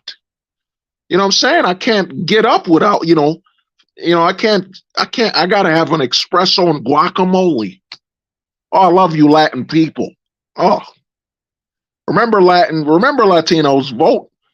And notice what dropped. Blue Beetle drops, man. Look at the movie Blue Beetle. You're not seeing all the coincidence, man. You're telling me Blue Beetle, the first Latino-focused superhero movie. You know what I'm saying? Not discounting my homie, man. Shout out to one of the greatest Latino movies ever made, Zorro. You know what I'm saying? Shout out to Zorro, man. That movie, Zorro with Antonio Banderas. Zorro. Come on, man. All of a sudden, Messi comes to America. Then Blue Beetle, a Latino-focused movie, drops, all in the same year. Come on, people. Come on, man. They're pulling what they pulled with the blacks, man. You know what I'm saying? They're coming for y'all, man. They're coming for you Latinos, man. Nah, Blue Beetle didn't really Blue Beetle's budget was 120 million. If Blue Beetle hits about, let's say, 190 million or so, it'll be all right. It'll be okay. You know what I'm saying? But they coming after you Latinos next, man. You Latinos are next, man. You are their bait, man. Don't be surprised if out of nowhere, they build a statue to Eddie Guerrero. Latino Eat, man. They build a statue of Messi. Messi, all of a sudden. And think about where Messi is playing, man. Messi is playing in Florida. You know, Florida, AKA the top state, the top closet state, man. You know what I'm saying? Florida, AKA the #1 state where they will chisel off your Adam's apple. You know what I'm saying? You know what I mean? I got some homies in Florida, man. You know, no disrespect. You know, Florida is basically the American version of Brazil. You know what I'm saying? If you know what Brazil was famous for back in the 90s, you know, top country for, you know what I'm saying? Oh, man, they had no Adam's apple. Top country for the closet. Brazil used to be the king of the closet. You know what I'm saying? Brazil was undefeated. You know what I mean? Let me play it. Let me play it since you don't believe me. Let me show you, man. Give me a minute. Let me let it speak for itself. You know what I mean? Where is this thing? Where is it? Let me look for the video. Yeah, let me let him speak for himself. You know what I'm saying? Guys like what they like, then let them guys be, bro. I'm out. Bro, Rio has so many friends. So And one more time. Guys like what they like, then let them guys be, bro. I'm out. Bro, Rio has so many friends. So many. If you go to the Man, come on, man. Come on, dog. Come on, man. People be thinking, man, they be like, yo, hold the truth hostage, man. You know what I'm saying? I don't get your content because what you're predicting ain't gonna happen for the next 6 months or so. I can't, you know what I mean? You can't be telling people the future in real time. You know what I mean? Their brains can't compute. Lionel Messi is playing for the MLS. Blue Beetle comes out. And then Lionel Messi, he didn't land in a conservative state. You know, if Lionel Messi was in like Texas, if he was playing soccer for Texas, you know, a conservative state, I would have been like, all right, I might be reaching. But Lionel Messi is playing for Miami. He's playing for Miami, man. And who's from Miami? Who else? Who is from Miami, man? Let's see who's from Miami right now, man. Who's from Miami and who loves it? You know what I'm saying? Who's from Miami? Let me let them talk. I was talking to this guy on their team, smart guy. He's homosexual, and he was saying, because I was like, man, I've theorized that if you take the average net worth of a heterosexual guy versus the average net worth of a homosexual guy, guaranteed the net worth of a homosexual guy is higher. And he was like, no, that's actually true. Why would that be? Well, because they don't deal with women. Yeah. So think about this. They can just get on Grindr. But don't they? Okay, I don't understand. Oh, see.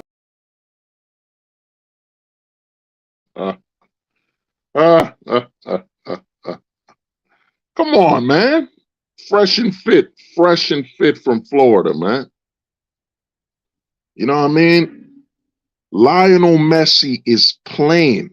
I might be pronouncing his name wrong. If it ain't Lionel Messi, what is it? Lionel Messi? Like how do you pronounce his name? I think Lionel Messi or Lionel Messi. I don't know. I can't pronounce it correctly. but I'll just say his name and, his last name. I can say Messi. Messi. You know what I'm saying? Messi's playing for Miami. Messi's wearing pink all day. You know what I'm saying? Messi's been caught, he been driving around Miami, man. I'm telling you, man, Messi's a Latino idol. Watch the politicians around Messi, man. Because Messi is basically considered the, damn near the Michael Jordan of soccer. I mean, sorry, my bad, Latino, my bad. I forget I'm an American politician. Sorry. I mean, football, the real football, because real football isn't about a pigskin. No, sir. No, sir. Real football, you kick with your feet. You get penalties. You get a red flag. You get a yellow flag too, guys. So you see, Latino people, we know what you like. Latino people, come on, Latinos, we love you. We love you, Latino people. Come on, vote for us. Come on, guys. Come on. We brought Lionel Messi to America. Come on, Latino people, vote for us. You don't want Lionel Messi to leave, do you? Come on. He's in the MLS, for God's sakes. We got him to come to America. You know what I'm saying? So the Latino people are next, man. We haven't seen Latino presidente. You know what I'm saying? We haven't seen a Latino president, a Latino vice presidente. Let me pull my, accento. There is no Latino presidente, Latino VP. Can you Democrats el promeso? Can you promise that there will be a Latino president, a Latino VP? Who will promise us this? You know what I'm saying? The Latino people are next, man. You know what I'm saying? But the problem is the Latino men. You know what I'm saying? Obama, Trump, it shattered the illusion, man. A lot of men are waking up. That's why I'm changing this channel. I'm gonna be going to mostly a ghosting, full-time ghosting, Casper Pill channel, because men are tired, man. Men don't want to hear it no more, man. Men don't care about dating. Men don't care about nothing. You heard, man, you could go on YouTube right now. What is the top content in the manosphere? It's Brittany Griner. It's Just Pearlies. There's literally a woman that was putting a hit job on one of her baby dads in the NFL right now. Look them up. That's what the manosphere has become. Men are tired, man. Men don't want to hear this bullshit no more, man. You know what I mean? The new age man wants to be detached. You know what I mean? The men that want to talk to me and chop it up and build, they don't want, you'll hold the truth hostage. They don't want to hear me talk about how do you stay married? You know what I'm saying? How do you stay in a long-term relationship? You know what I mean? They know this content ain't going to come from me. I ain't going to be talking about that. You know what I'm saying? Yep. Oh, El Presidente Carl, you know what I mean? You know what I mean? I got, you know what I mean? I'm joking on some of my Latin homies, but you know what I mean? JP, my brother, man. Yeah. Men want to be free, but the president, you messed up, David. The first Latino president will be El Presidente Carlos de la Cruz Ramon Rodriguez Sanchez, Guerrero the third. You know what I'm saying? He's got to have over 5 names. You know what I mean? He can't be a Latin president with only 2 names. You know what I'm saying? We need at least 5 names. His name must be Carlos Jose Centena Rodriguez Ramon Chavez Jose. You know what I mean? That's what's coming. Yeah, the culture is the enemy. Yeah. Men are detaching, man. Men are tired, man. Your mental health, your true mental health isn't what you see on these dumbass videos. Oh, my mental health because of my job. No, man. Your mental health issues all start from the fact that you really think there's a future. You really think this system wants you to have a future when really the system wants you to ignore the fact that there hasn't been a change since the 60s. There hasn't been a change since the 60s, man. Men are tired, man. You know what I mean? Men are tired, bro. Men don't want me to talk about, yo, hold the truth hostage, man. Tell me about the future. And no, man, I'm going to tell you the future. You want to know the future? It's 1960s. That's the future right now. We have not moved from the 1960s, man. That is the future. Look up the 1960s. That's your future. You know what I mean? You know what I mean? That is the future, man. You know what I'm saying? Women are free. Well, David, women aren't free, man. Women, that's what they want us to buy. There is no such thing. You got to understand, once the system's against a man's freedom, there's no such thing as a free woman in America. You know what I'm saying? There ain't no such thing. How can a woman be free when a man can't raise his daughter with authority to be honest and to have morality? A woman can't be free. We're in a society that literally tells women you do not have value unless you're over-sexualized, against stability. Women can't exist outside of chaos. You know what I'm saying? Women are prisoners of chaos in this system. Most channels you watch of women, I guarantee you over 95%. And here's the thing, I'm being generous. Over 95% of their content is drama and chaos. When's the last time you've watched a female's channel and she's just talking about, I met a nice guy. I introduced him to my father and my family. We had a good time.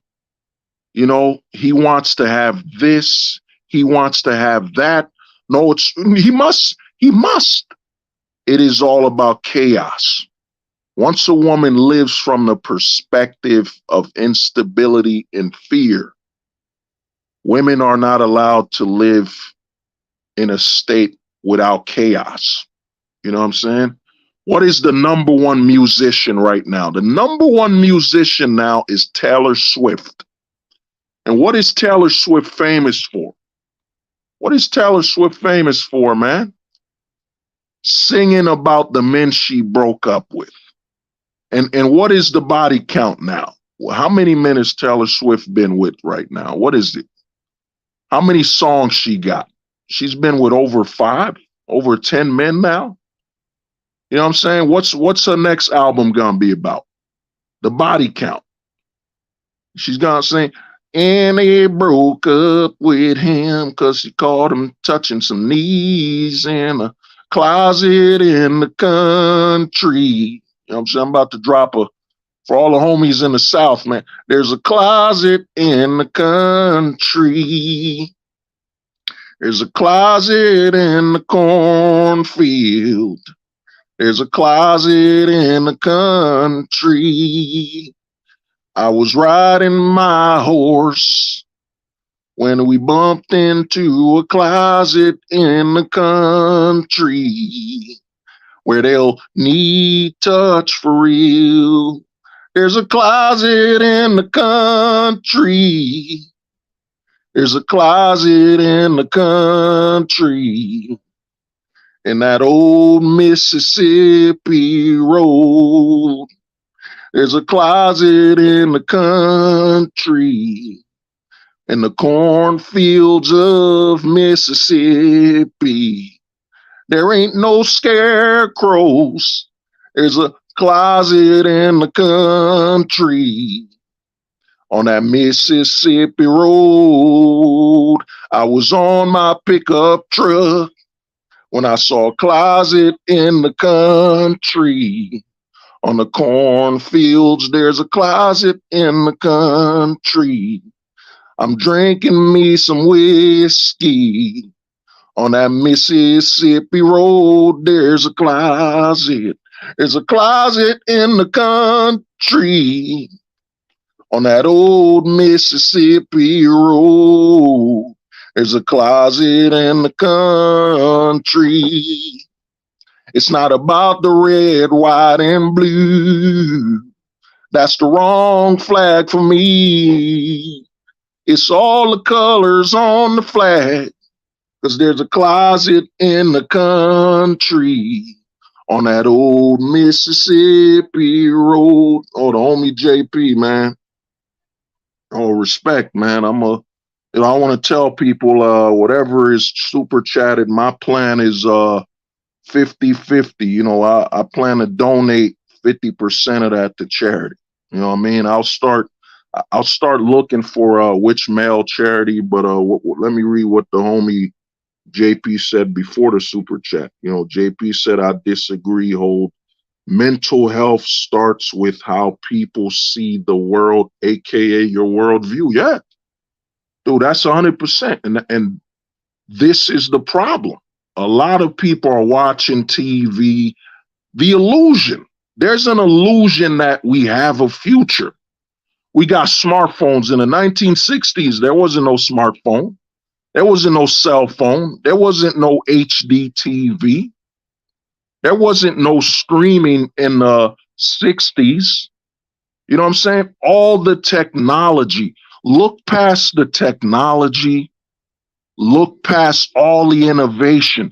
Just look at the talking points and you will see that we have not left the 1960s. You know what I'm saying? America, in all honesty, is trapped within the 1960s and 1970s. You know what I'm saying? That's where it's at. It's trapped between the yin and yang in America is the 1960s and 70s. Some years it's more of the 70s. Look, we got a black person running for office. We got a black this, a black that. Some days it's more of the early 60s. You know, the civil rights movement is just starting. Look, Black Lives Matter. I can't breathe. Look at this.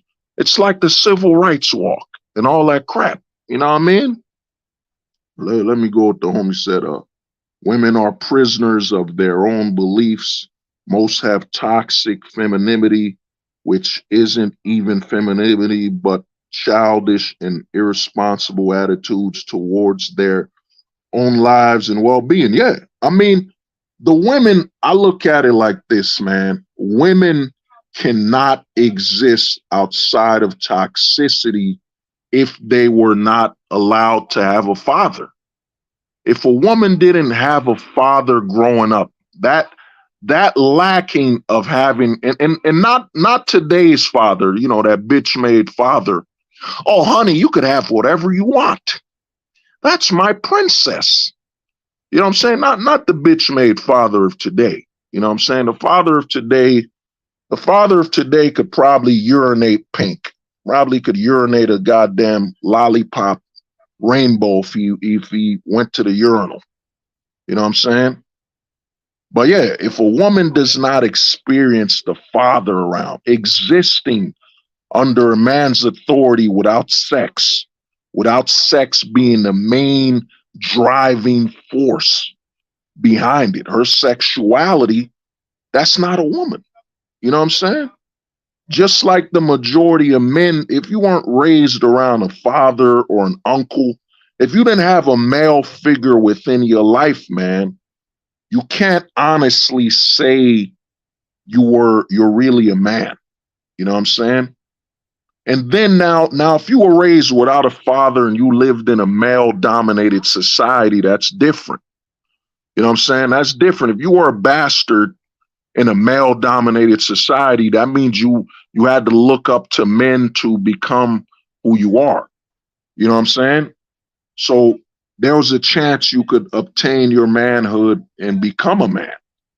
But if you grow up in a society where, dude, you're in a society right now where pronouns are the definition of masculinity now. You know what I'm saying? And how sensitive a man is. You know what I'm saying? There ain't no such thing, man. You know what I mean?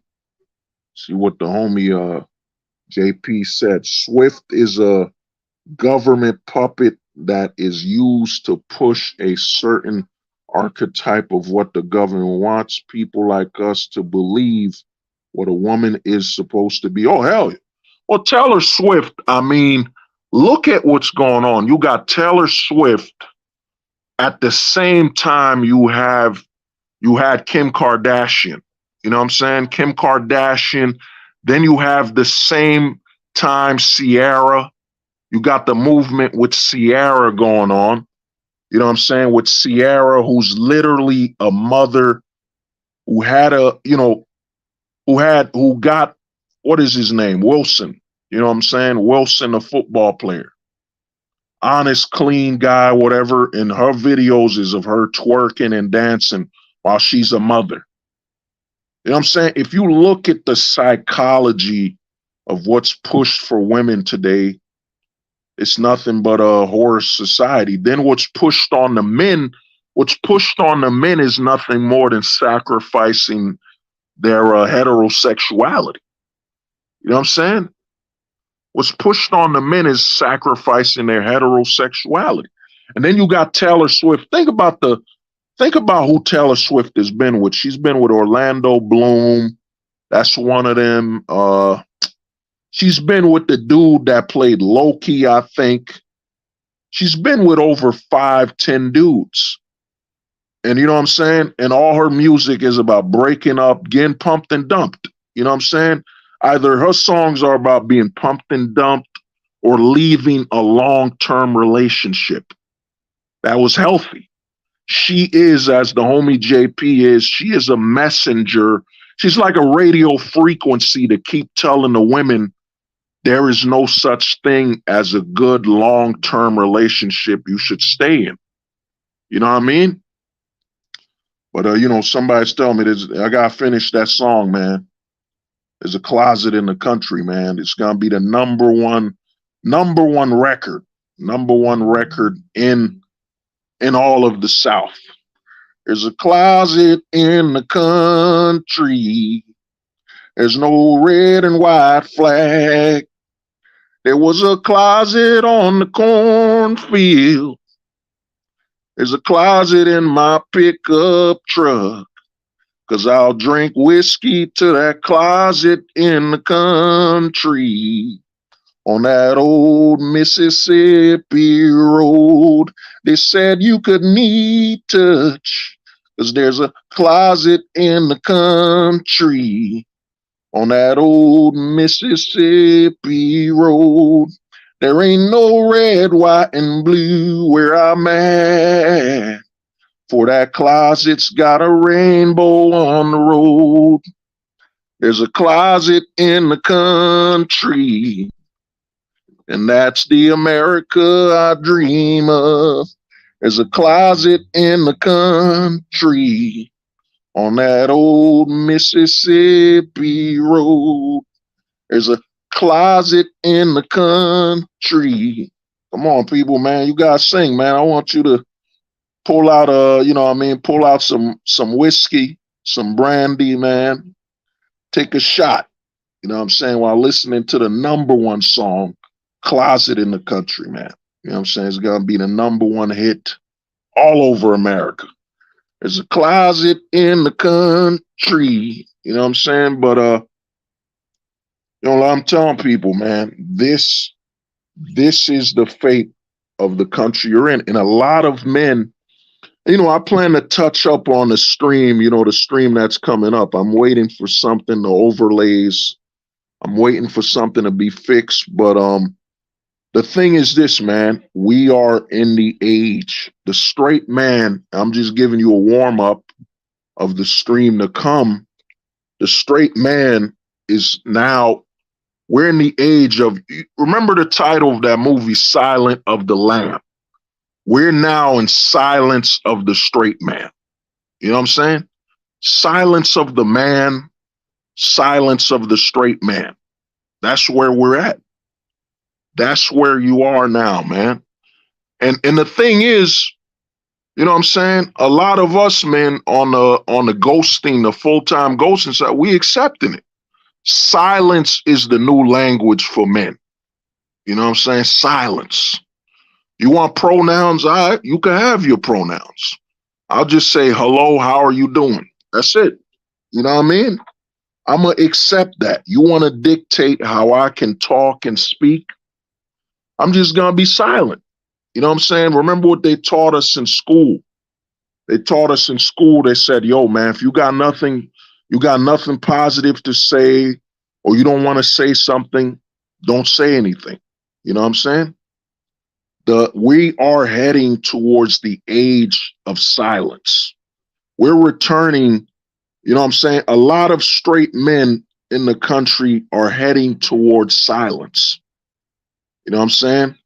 It's going to be the new conversation. Like, if you want to look at something, go watch. You want to try an exercise, go watch a silent film. Watch a silent film, man. Watch yourself a silent film, because that's how you're going to have to behave in public now. You're going to have to be silent. You know what I'm saying? And here's the thing. You're not going to have a problem with it. You're going to be like, oh, I'm cool. So I don't got to talk to nobody. Nope.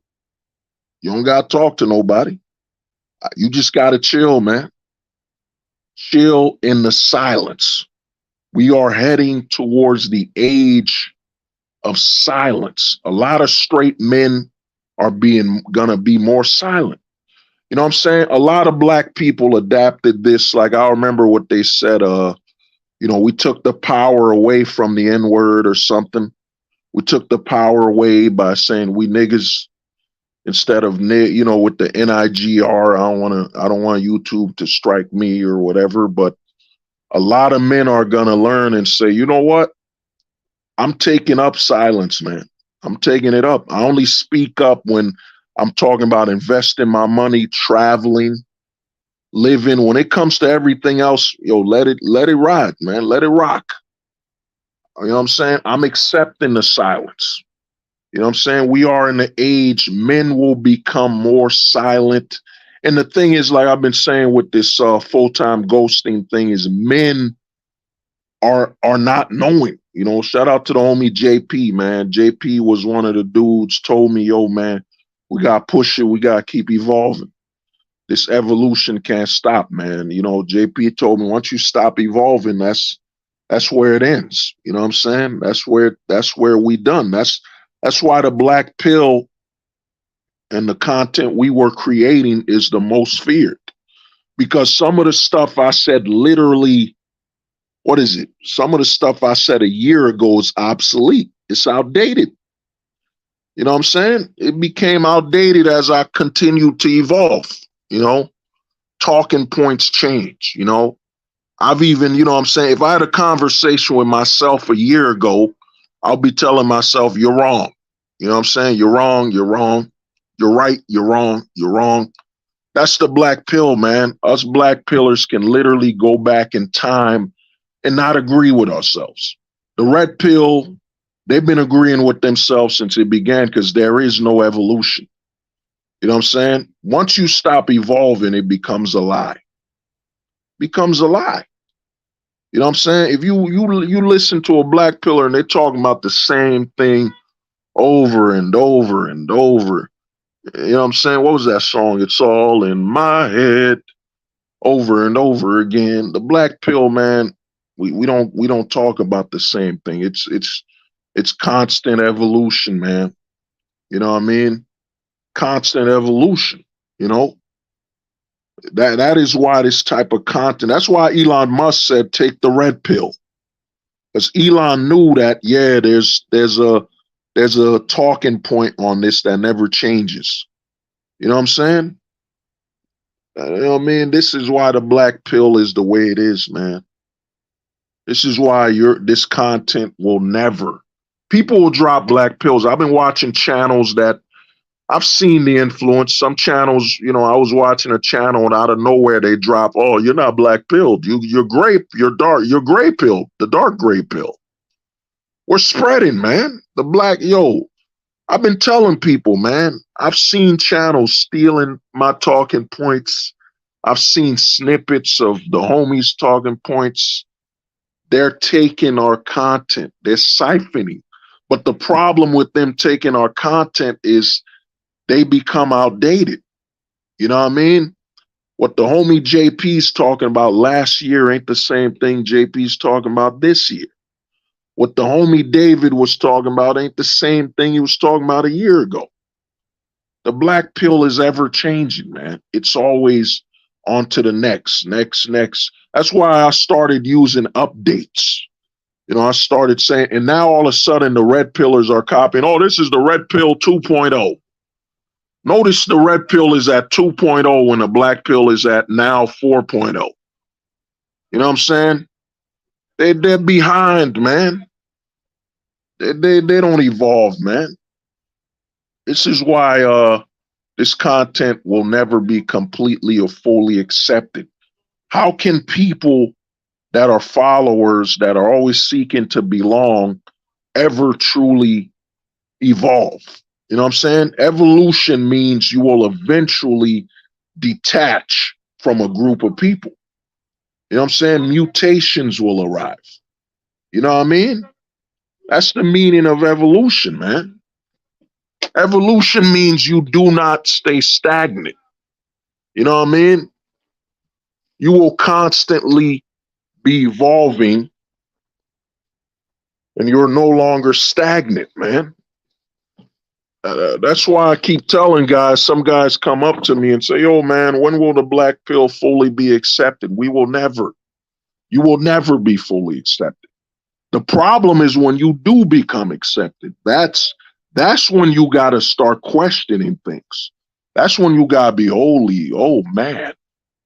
If Hold the Truth never, and think about it. Here's the funny thing. The gray pill, man. The gray pill is now, when did I discover the gray pill? It's probably 2020 or 2019. The gray pill is literally 4 years old. It's 4 years old, man. Imagine if I never said the gray pill, man. Imagine that. And I'm not being overconfident or nothing like that. But if I never said, yo, the gray pill, in fact, let me go to it. You know what I'm saying? Let me go to this stream. Take a look. Take a look at this. Look at this photo, man. Let me, respect to the homie JP, man. Playing it. Look at that.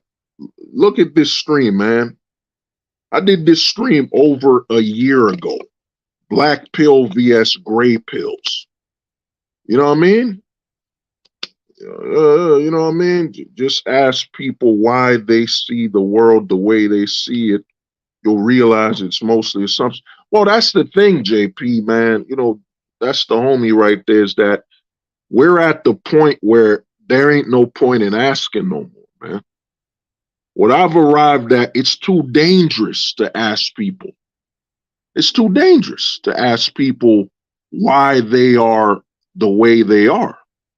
Now with the internet, people are quick to pull out their phones and call you a bigot, call you toxic masculinity, try to destroy your character. They might even call you job.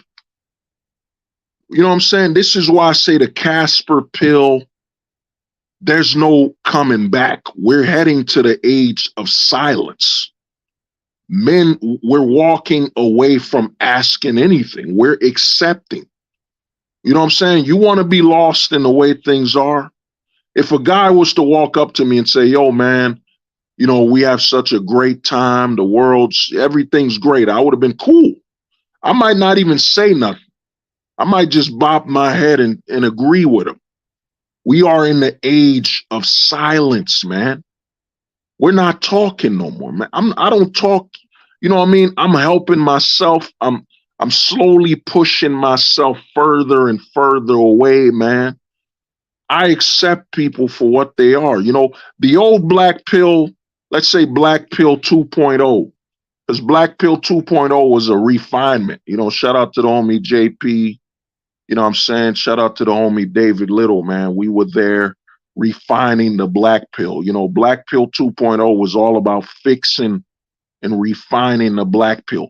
Black pill 1.0 was all about, well, it's looks, money, status. That's black pill 1.0. That was the original black pill. Then I came and I said, nah, that don't make no sense. That doesn't make sense. A woman's interactions is looks, status, money. You know what I'm saying? The odds of a woman meeting a man with a lot of money is extremely rare and far more difficult than her meeting a man with status. The black pill must always be refined. Then the homie JP dropped some knowledge. The homie JP came and said, yo, man, you know, it's not, JP went even further. And JP scared some people because JP one of the most bluntest, you know, JP just, you know, says it like it is, man. JP said it's not even looks, money, status. JP went further and said, yo, man, the woman has her own will. She will choose and decide whatever she wants, man. It is up to her. Even your looks, even if you looked, like the homie JP would tell me, even if you look good to her, she would have to decide to come up to you and claim you. You know what I'm saying? JP went so far into the black pill, he scared some people, man. You know what I'm saying? And I was watching JP's videos. I chopped it up with JP and I'm like, hey, man, you know, man, some people serve, you know, even a guy like me, man, you know, I'm serving up. If I had to, I'm going to use steak as a reference. You know, I serve the black pill medium rare. I serve the black pill medium rare. The homie JP serves the black pill rare. You know what I'm saying? There are different, that's the thing about us black pillars is there are different scales and different ways we even talk. You know, we could be talking about the same subject matter and it's going to be completely different. You know what I'm saying? Our approach is so multi-layered. That's why when they say, well, you black pillars are what they call that chamber. They said you guys are a something chamber. You know what I'm saying? It ain't true. There, you know what I mean? It can't be. It can't be true. We're not a chamber. You know what I'm saying? JP will serve it.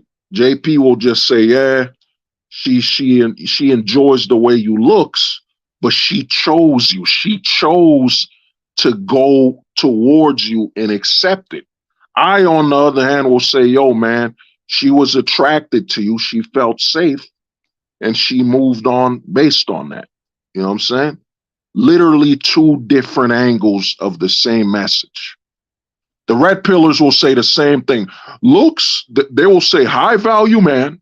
Go. Let me put the goofy boys. That's right. The high value, man. Go here. High value. You gotta have the money. Go here. They all talk the same talking points. The 80-20 rule. 80-20 rule. It's now the 90-10 rule. 90-10. Yo, if you listen to a red pill stream, it's nothing but people talking the same points the same way.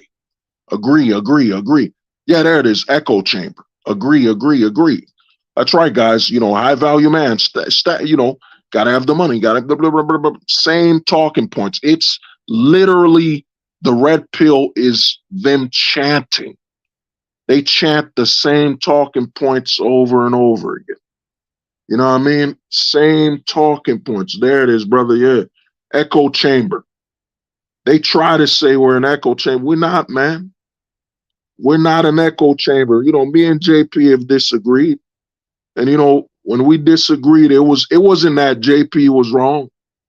It was that I just didn't catch up yet. Then I spoke to JP a couple days later, a couple months later. Then I'm like, yo, you were right. You know what I'm saying? I was wrong. My description of things were, you know, of a lower grade. You know what I mean? Then I adapt what JP said. Then after adapting what JP says, it ups my game. You know what I'm saying? Steel sharpens steel, man. Iron sharpens iron, whatever you want to say, man. You know what I mean? We all incorporate certain things from each other. We evolve. You know what I mean? And that's the fear, man. That's the fear. But to get back to something, you know what I mean? Notice, let me get the channel update banner out the way. Just blocking my talking point. I did a stream. You got to look up. I did a video. And the thing about this, the gray pill, is that you got to think the gray pill, when I discovered it, the gray pill is 4 years old, man. The gray pill is, I need to do, I never did, I got to look up when I published that gray pill video, because I never did a video on the anniversary of the gray pill. You know what I'm saying? If I never said the gray pill, you know what would be going on right now? Guys would say, oh, you're a fake black pillar. You're fake. You're a fake black pillar. You a wannabe black pillar. You know what that would have done? That would have diluted the black pill, and it would have became a numbers game. It would have became a numbers game. Oh, because he has more followers than you, more subs, he decides what's black pilled and so on. Once I identified, yeah, the gray pill exists, man. The gray pillar is a part-time black pillar. You know what I'm saying?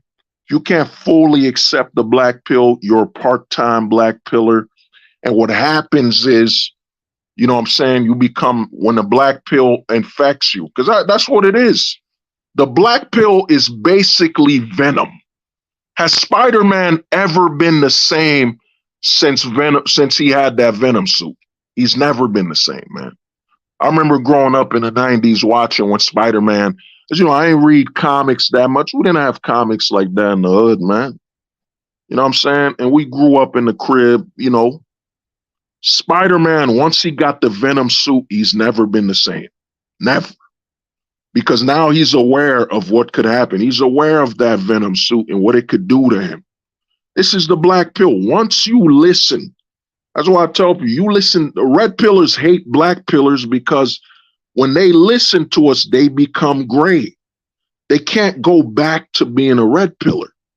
The infection of the black pill is that it will turn you either gray or dark gray. You will either become depressed by the black pill, become a dark gray pillar, or you will become less, you know what I'm saying? You will just find out you can't accept it. You just can't accept it. You'll live your life. But either way, you don't walk away from the black pill as what you once were. That's what red pillars hate. They truly hate that, you know what I'm saying? They wish the black pill never existed. Not in the form it is now. You know what I'm saying? They love what the black pill used to be, which used to be doomers. You know what I'm saying? Used to be a lot of doomers just saying stuff. Well, guys, because you don't look so good, you'll never get a woman. You know what I'm saying? You'll never get a woman versus the black pill is, yo, you don't look good. You're in a country where you're not even allowed to be a man. You know what I'm saying? None of that matters because at the end of the day, even if you were to look good, there's no guarantee a long-term relationship will exist and your long-term results are now a gamble. You know what I'm saying? Any man who's in a long-term relationship now can't say they don't gamble. It's gambling. That's what it is. It's gambling. You see what the homie, JP, the homie David said, next viral moment when they are wrong. You know what I mean? The black pill would have been associated with the closet and pedo activity, aka the dark gray pillar. Yeah. I mean, you know, JP knows this, man. I did it, man. Shout out to the homie JP and everybody. As soon as I did this stream, man, it was a stream I did called, and it got me a lot of heat, man. This stream literally made me one of the top 10, you know, the top 5 enemies, man. You know what I'm saying? I know MD and Scribe are literally the enemy number 1, man. The hate for MD and Scribe, you know what I'm saying? They're enemy number 1. But the day I did this stream, I did a stream called The Closet Conspiracy. When I did that stream, The Closet Conspiracy, and I spoke up about how men like Wheat Waffles and all these channels claiming to be black pill, the dark gray pill sector, which is claiming to be black pill, that are face rating men for money. It's literally tied to pedophilia, because the reason it's tied to pedophilia is that how do you know the men you're face rating are not minors? Are not minors. And when I did this stream, The Closet Conspiracy, out of nowhere, and I told guys, yo, go to Fiverr. Tell Fiverr, man. Tell Fiverr to remove this face rating stuff, man. It's pedophilia. You got grown men face rating. You know what I'm saying? You had a guy, I don't have the video, but you had CBP. You literally had CBP saying his hobby is face rating men. His hobby is face rating men, telling his viewers who, and I've seen my sub count. I got millennials, I got Zoomers, I got Gen Alpha. Gen Alpha is about a good 2 to 3% of my viewers are below 17. You know what I mean? I know the age limit, but you got channels. You had channels like CBP. You got channels like Wheat Waffles that has over 100,000 subs. You got other channels, I think Hazma, whatever.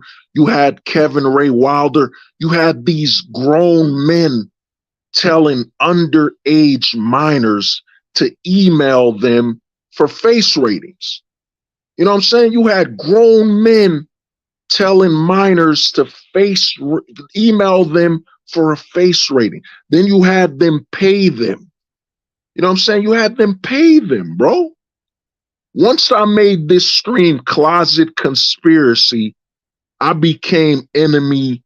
Right below MD and Scribe, I became number 3, man. You know what I'm saying? I became one of the most hated, targeted, trolled, attacked. You know what I'm saying? I had people try to put a pedo case on me, man.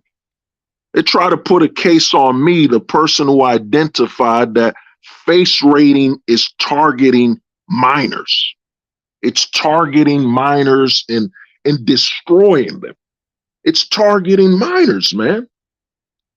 You know what I'm saying? Once I did this stream, it literally ended face rating as a business on Fiverr. Now it kind of came back because I think they somewhat reworded it, but you had grown men in their late 20s, 30s, you know what I mean, 40s, offering face ratings to young men that are minors. And here's the thing on YouTube. You don't know who's watching your YouTube, man.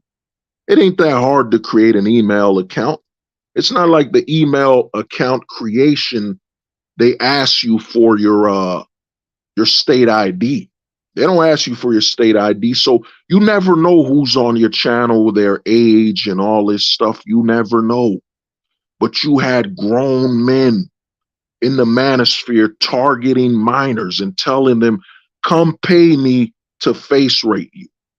You know what I mean? You're telling minors in the destruction. Now, face rating, you know, it's closet activity. You know, it's in the closet.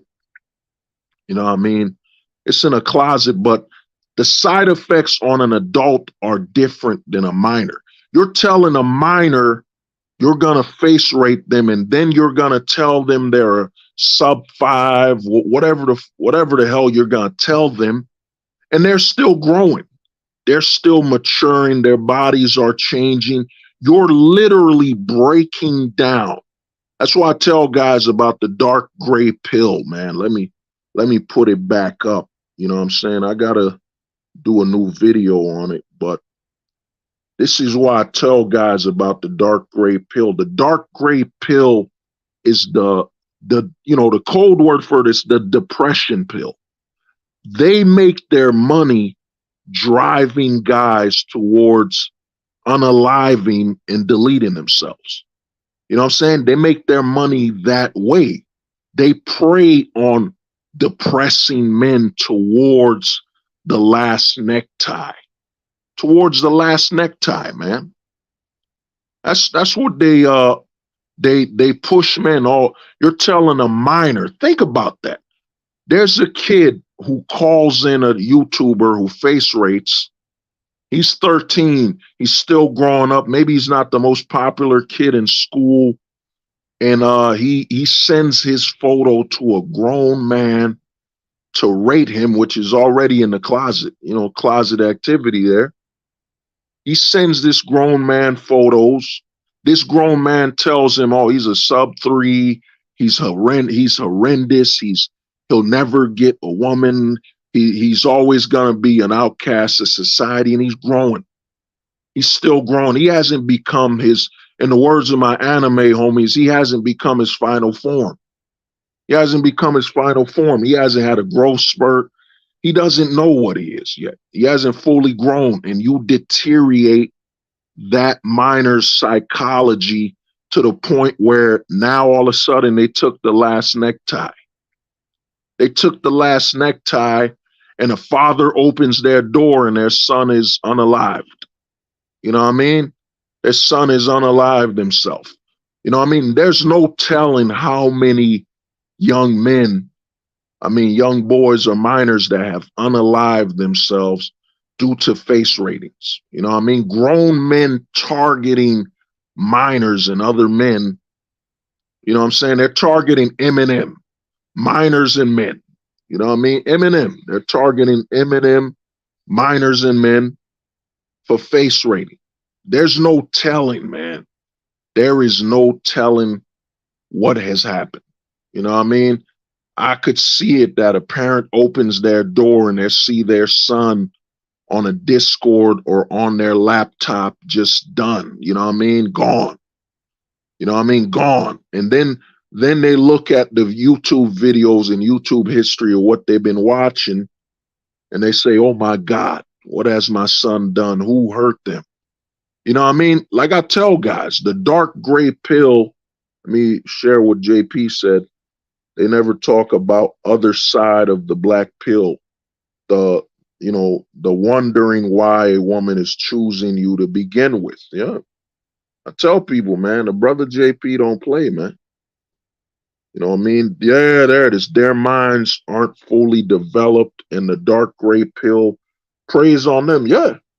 The dark gray pillars, man, they're men that basically either become depressed by the black pill or completely corrupted to where they start praying. They start weaponizing the black pill talking points.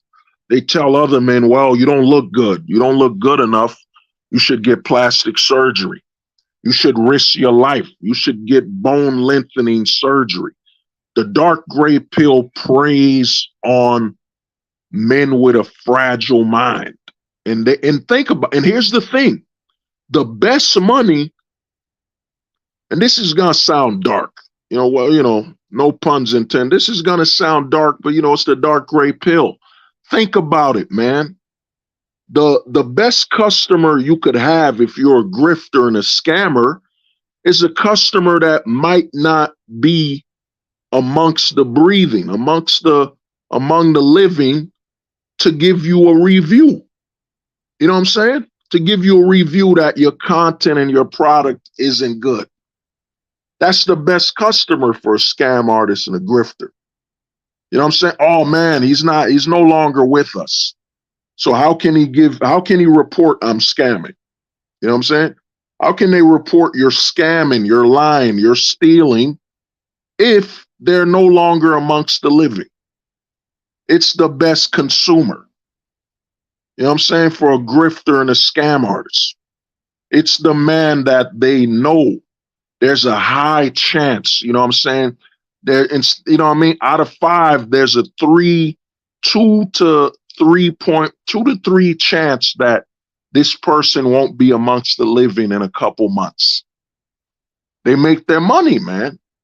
The dark gray pillars don't care. You know what I mean? They want to push a man towards that. They prey on the men. You know what I mean? Because, you know, the heterosexual man has never been more vulnerable than he is right now. No father in the household to lean on. If he's got a father, odds are his father's bitch made. You know what I'm saying? You know what I mean? He's vulnerable. So what are young men doing? They're turning to the internet as a substitute for their fathers, cousins, and older brother. You know what I mean? I've spoken to people that hit me up, talk to me like I'm an older brother, man. And I'm like, yo, man. And I remind people, yo, man, I'm not your brother, man. I'm not your brother. I'm not your father. I'm not your uncle. You know, I'm just a guy online that's, you know, we align. Like I tell a lot of guys in this space, man. You know, me and JP talk about it a while. I tell the only reason I align with you, the only reason I respect you is if we stay on the truth. The only thing we both know of each other is the truth. Once you cross the line of the truth, we got no reason to talk, man. You know what I'm saying? I never met you. You never met me. The only thing that's keeping us together, conversing, you know, talking, is the alignment of the truth. That's it. Once the truth has been shattered between us, we have no reason to talk.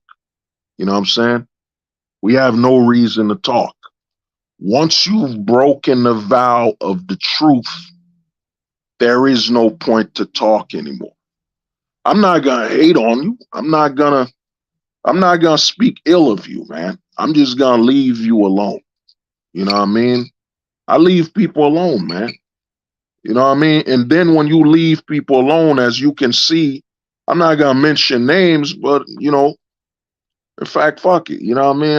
I was when I told somebody here, I won't mention it, but I was talking to somebody, I told them, yo, man, we don't need to talk, bro. I hope you the best. I hope you the best. Oh, Bronze Bird, what's good, man? I hope you the best. We don't need to talk, man. I hope you the best. Live your life. You know how hurtful it is, man? In this space, people get angry with you. People hate you. Just because you told them, I don't want to talk to you no more, man. That's it, bro. We don't need to talk. You know what I mean? We don't need to talk no more. And somebody hates you. I had people try to put a Fed case on me, man. They try to put a Fed case on me because I told them, yo, I don't want to talk to you, dog. Live your life. I hope you well. I have no ill remorse to you. Live your life, man. And the hatred. You know what I'm saying? The sheer hatred, because those people did not understand the line of this relationship between us. You know what I mean? Oh yeah, Brownsburg, you already know. The relationship between us all online is based and built on the truth. Once you cross the truth, we don't need to talk, man. We don't need to talk, bro. The truth is what unifies us. Once you've crossed the truth, it's like, you know, online, you know, on this black pill and, you know what I mean? The truth is like the father figure. My father figure is the truth, man. That is my father figure, the truth. Once you cross my father figure, the truth, then, yo, we don't need to talk, man. You disrespect my father. You know what I mean? You disrespect my father, and the father is the truth, man. That's what unified it. That's what introduced us all together, is the truth, man. Once you cross the truth, it's over. You can live your life, bro. I'm not gonna hate on you, man. I'm not gonna. Now, if you attack me, yeah, man, you know, I'm a certified roaster, man. I went to school. I was voted in high school the class clown, man. I've made grown men cry. I've made guys in high school wanna delete me. You know what I'm saying? Off of me roasting them, you know what I mean? And roasting near Mortal Kombat fatality. You know what I'm saying? People don't get it, man. I've been there. You know what I'm saying? Where you had to roast to survive. People don't get it, man. The hood roasting is different, man. The hood roasting is, yo, one of us could die. You know what I mean? I could roast you to the point where that hammer, you know what I'm saying? That Call of Duty you got at the house you want to bring to the school. You know what I mean? Just because I roasted your mom so bad. You know what I mean? You know, and your mom could be in the hood. There's no rules, man. I roasted a guy and you know what I mean? His mom passed away. And the way my mind works on roasting is whatever you say. The way the hood roasting works is whatever you say is ammunition, man. It's ammunition. It don't matter if your mom's passed away. I'll easily say, yo, man, I wish your mom was alive so I could stop getting these ghost hand jobs because I can't feel it. You know what I'm saying? That's the hood roast, man. None of it don't matter. Everything goes, man. You know what I mean? Oh, my grandma just passed away. Oh, man. I guess I don't got a nut in her mouth while she's alive anymore. Come on, man. This is roasting, man. You know what I mean? I used to roast people to where it could get dangerous. And you think it would be hard to roast people now that are so sensitive? Oh my God, he commented on my stream and he was so mean. I got to hold myself back. I got to be like, yo, hold the truth hostage. We're not in the year 2000. We're not in the 90s. Remember, keep a muzzle on you, man. Keep a muzzle. Keep a muzzle on you. I got to muzzle myself, man. You think it would be hard, man? You think it would be hard to not, you know what I mean? In the words of Thanos, you know what I mean? If I was to snap my finger and say, yo, it's the year 2000. Oh, it's over, man. We're roasting till one of us. I will not consider it a victory unless you don't come back online anymore. That's roasting in the 2000. The roast in the 2000 was he stopped playing the Xbox because of me. You know what I mean? He stopped playing Xbox because of me. I won. He's never played the game again. You know what I mean? That is roasting, man. This year 2010, 2020 roasting where somebody comes back, that ain't roasting, man. This is just little Blues Clues jokes, man. The real roast is, man, you know, I don't win unless I hear I was invited to where I got to wear all black. You know what I'm saying? That's the real roast, man. The real roast is until I hear I need to wear an all black suit. You know what I'm saying? I need to wear all black. I haven't won. You know what I'm saying?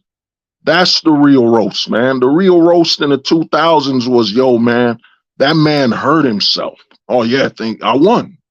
That man hurt himself, man. That man is no longer with us. Oh, I won. You know what I'm saying? I won, man. I roasted him so bad, he's no longer with us. I won. You know what I'm saying? My roast made this man straight Grim Reaper himself, man. That's the victory, man.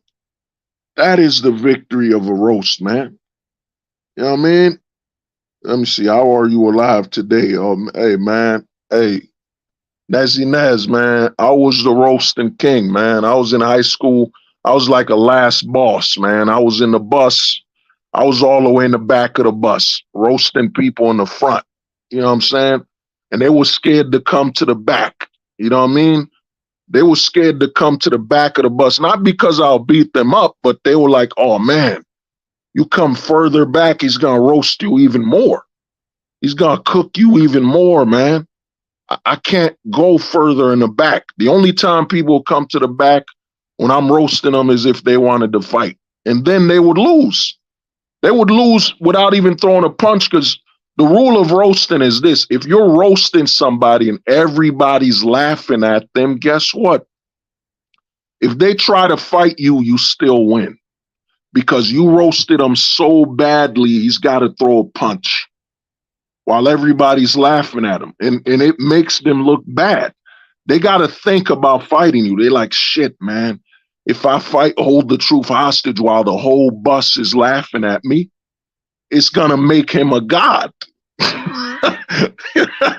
You know what I mean? It's going to make Hold the Truth hostage a god because he roasted me so bad, I can't even talk. I got to fight him. I have to fight him. You know what I'm saying? Because I can't even talk. I have to fight, man. This is real roasting, man. Anybody who grew up in the hood, they'll tell you, you don't win a roast unless it leads to fighting, man. Unless that person thinks about fighting. You know what I'm saying? You roast a person so bad, they want to, you know what I'm saying? They want to call a duty you, man. They want to call a duty you. They want to hurt you. That's when you've won a roast, man. You know what I'm saying? And roasting is, I'm finding out everything. It's not about finding, oh, you don't got a girlfriend. No, man, the real roast. If it's going to be personal, I need to find out who amongst your family is no longer here. You know what I'm saying? Who amongst your family is no longer here, man? You know what I'm saying? We could go darker, man. You know what I'm saying? It's going to get to that point where you're going to wish you were not with us, man. That's when I win. That's the true victory, man. You know what I mean? I remember a guy, he told me, man, I warned him. I was like, I told him, I looked him in the eye and I said, don't do this. You know what I'm saying? Don't do this to yourself, man. It's gonna get bad. And I remembered he told us in sophomore year, you know what I mean? He told us, you know, his mom's passed and all that stuff. And oh man, the ammunition was on there. And I said, you know what? You know, I watched Ghostbusters just to pause so I could see the scene where your mom's flying past the Ghostbusters. You know what I'm saying? Shit gets serious, man. You know what I mean? And you know what I mean? And he started getting mad. And I said, yeah, yo, don't get mad at me, man. I still got your mom in that vacuum. You know what I'm saying? It gets bad, man. This is roasting, man. You know what I'm saying? Saying your mom's, you know what I'm saying? The last thing your mom saw was the tip. You know what I'm saying? No, your mom can only identify your father based on the tip. You know what I'm saying? It gets bad, man.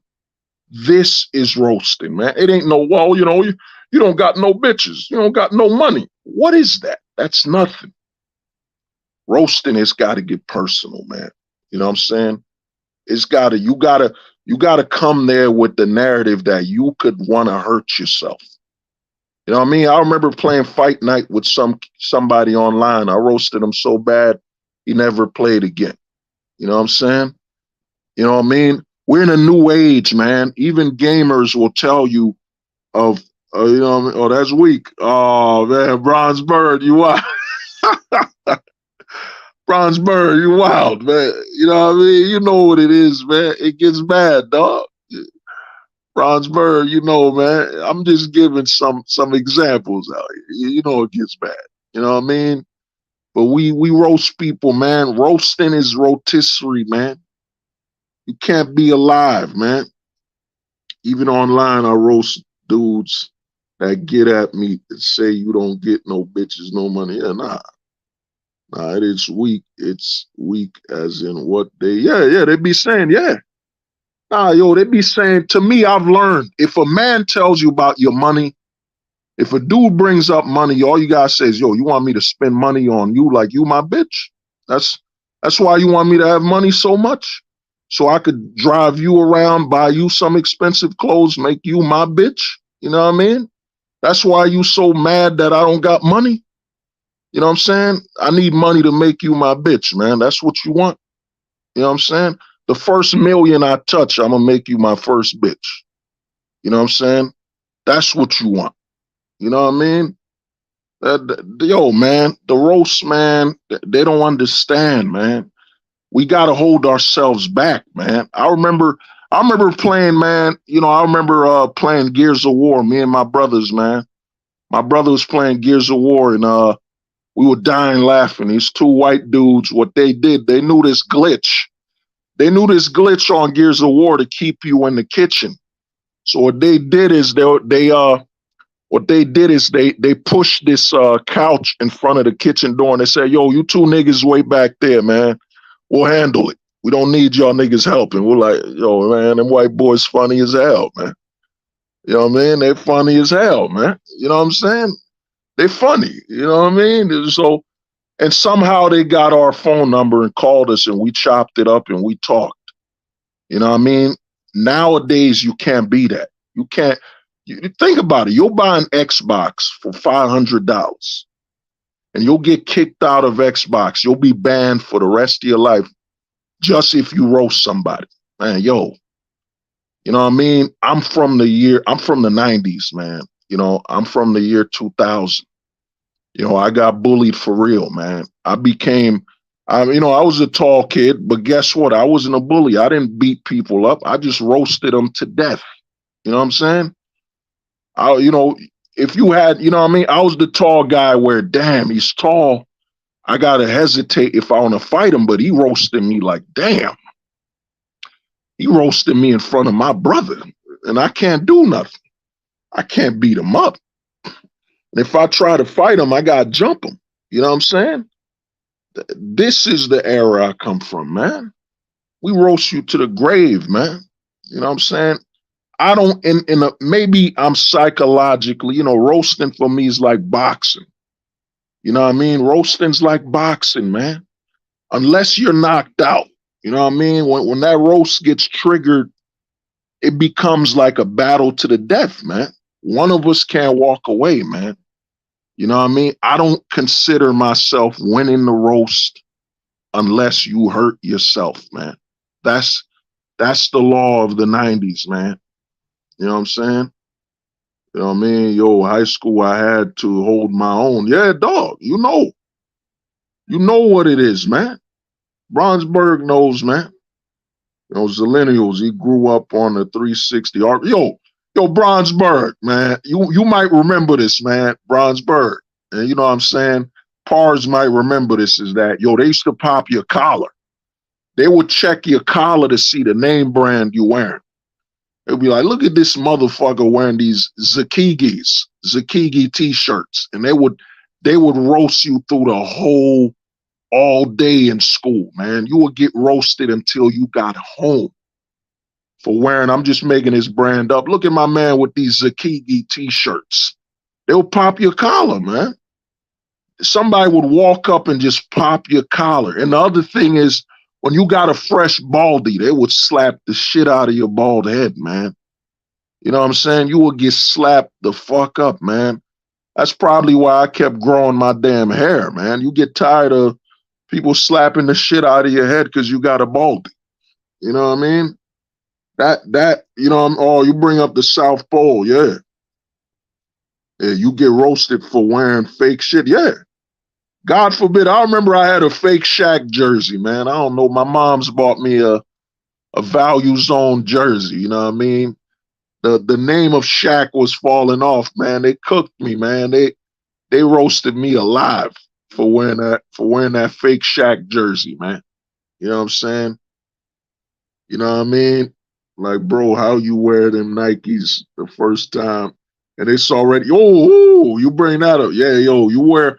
You know what I mean? One rule, how you know you were from the 90s is, in the 90s, man, you only wore white shoes if you were confident. If you could keep them clean, that was the law. 90s, 2000s, you only wore white sneaks or white Air Forces if you could keep them clean, man. If you couldn't keep your Air Forces clean, dog, it was done. You were getting eaten alive. Like, if there was one stain, just think about that. One stain on your Air Forces and the whole class is roasting you. The whole class. If one person spots one stain on your Nike white Air Forces, you done. The whole class is cooking you. The girls, the teacher, it's no holds bar, man. You know what I mean? You gotta go home and clean your shoes, man. And it ain't like today where you can wear the same fucking Gucci shirt for 4 days straight. You wore your shirt It didn't matter how expensive it was. If you wore the same shirt, you were getting roasted, man. You know what I'm saying? I remember homies that had expensive jeans, man. These jeans were $100 a pair, man, but he wore it for 2 days straight. We cooked them, man. We roasted them forever, man. It was forever roast. You know what I mean? That's the real roasting. Now you got to worry about roasting. Oh my God, Hold the Truth hostage roasted me. It's not good for my mental health. If I hurt myself, it's on Hold the Truth hostage. Oh. You know what I mean? Yo, come on, man. You know, they don't get it, man. They don't know I'm holding back, man. I know the law, man. I know the rules of today. You know what I'm saying? Somebody who's a snowflake comes at you. Well, you guys, I'm trolling. Yo, a troll is nothing, man. A troll is nothing to the roast, man. You know what I'm saying? You know, your mother, we could, and it ain't gonna be your mother ugly. No, those are children jokes, man. Your joke's gonna be, man, you know, your mother can't feel nothing down there. You know what I'm saying? A bitch got motherfuckers lining up, knocking on your door every day. You know what I mean? You never had a fucking bill mailed to your house. Your mom just got dick mailed to her. You know what I'm saying? It could go that way, man. It could go that way all day, man. It could keep going until you say, I'm done. I'm never coming online again. You know what I'm saying? You could say, man, you know what I mean? It could go all day, man. It could say, yo, man, I never got a blowjob from your mom. You know what I'm saying? You know what I mean? I always preferred your grandma because the bitch could have moved. You know what I'm saying? The bitch was in a wheelchair. You know what I'm saying? All she could do is make that mouth work. You know what I'm saying? She was a specialist. You know what I mean? What else can she do? She in a wheelchair. You know what I'm saying? The best she can do is with her mouth. You know what I mean? Her mouth was special. The bitch never had to move her legs. Your grandma can't even move her legs no more. Or her hands. She's fucking paralyzed except from the mouth up. You know what I mean? She was special to me. Come on, man. We could go, man. We could go that way, man. You know what I'm saying? It could get bad, man. You know what I mean? Oh, man, you grew up in a fucking you grew up in an orphanage, right? You know what I'm saying? So when did they find you? Did they find you after your mom put you in a dumpster or while she was giving a blowjob in somebody's car? You know what I'm saying? How did they find you? You know what I mean? Yo, it don't matter, man. You know what I'm saying? The roast is about roasting someone to the grave. You know what I mean? To me, I took it personally, man. You know what I mean? If it was light roasting, okay, there's difference. There's a difference between roasting and joking. You know what I mean? Roasting and joking are very different. You know, I could joke, give you a compliment and joke at you. You know what I mean? You know, but if we're roasting, man, yo, I got to keep going until you cry, until you wish, you know what I mean? You wish me to be, you know, you wish me 6 feet under. Until that happens, I ain't winning. We could keep going all day. You know what I'm saying? Your grandma, you know what I mean? Your mother, you know what I mean? Your father, we could go all day, man. You know what I'm saying? We could go all day. I could roast you by saying, yo, man, you know what I mean? You know what I mean? Yo, tell your father to stop watching. You know what I'm saying? Tell him to get the fuck out the room when I'm trying to fit this in your mom's mouth. You know what I'm saying? Tell your pops to stop watching. Tell him to get the fuck out of here. You know what I mean? You know what I mean? It's embarrassing. You know what I'm saying? It's embarrassing. You know what I'm saying? I'm trying to bust something in your mom's mouth and that motherfucker's trying to watch. Come on, man. Get your father out of here, man. You know what I mean? Get your father out the room, man. You know what I'm saying?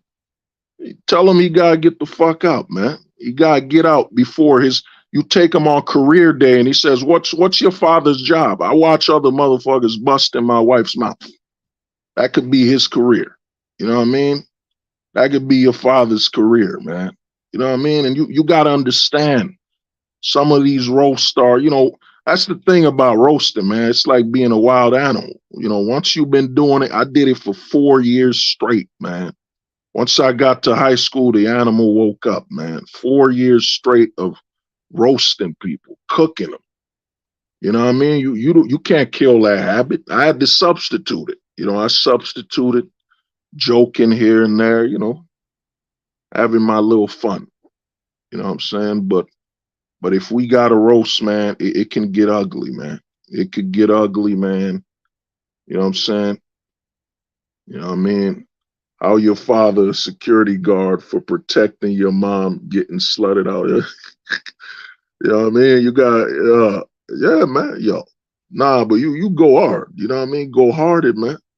We don't hold back, man. It can become a true roast is dangerous, man. You might not make it out alive. You know what I mean? That's a real roast, man. Today's roast I got the best of them. By golly gosh, I got the best of them.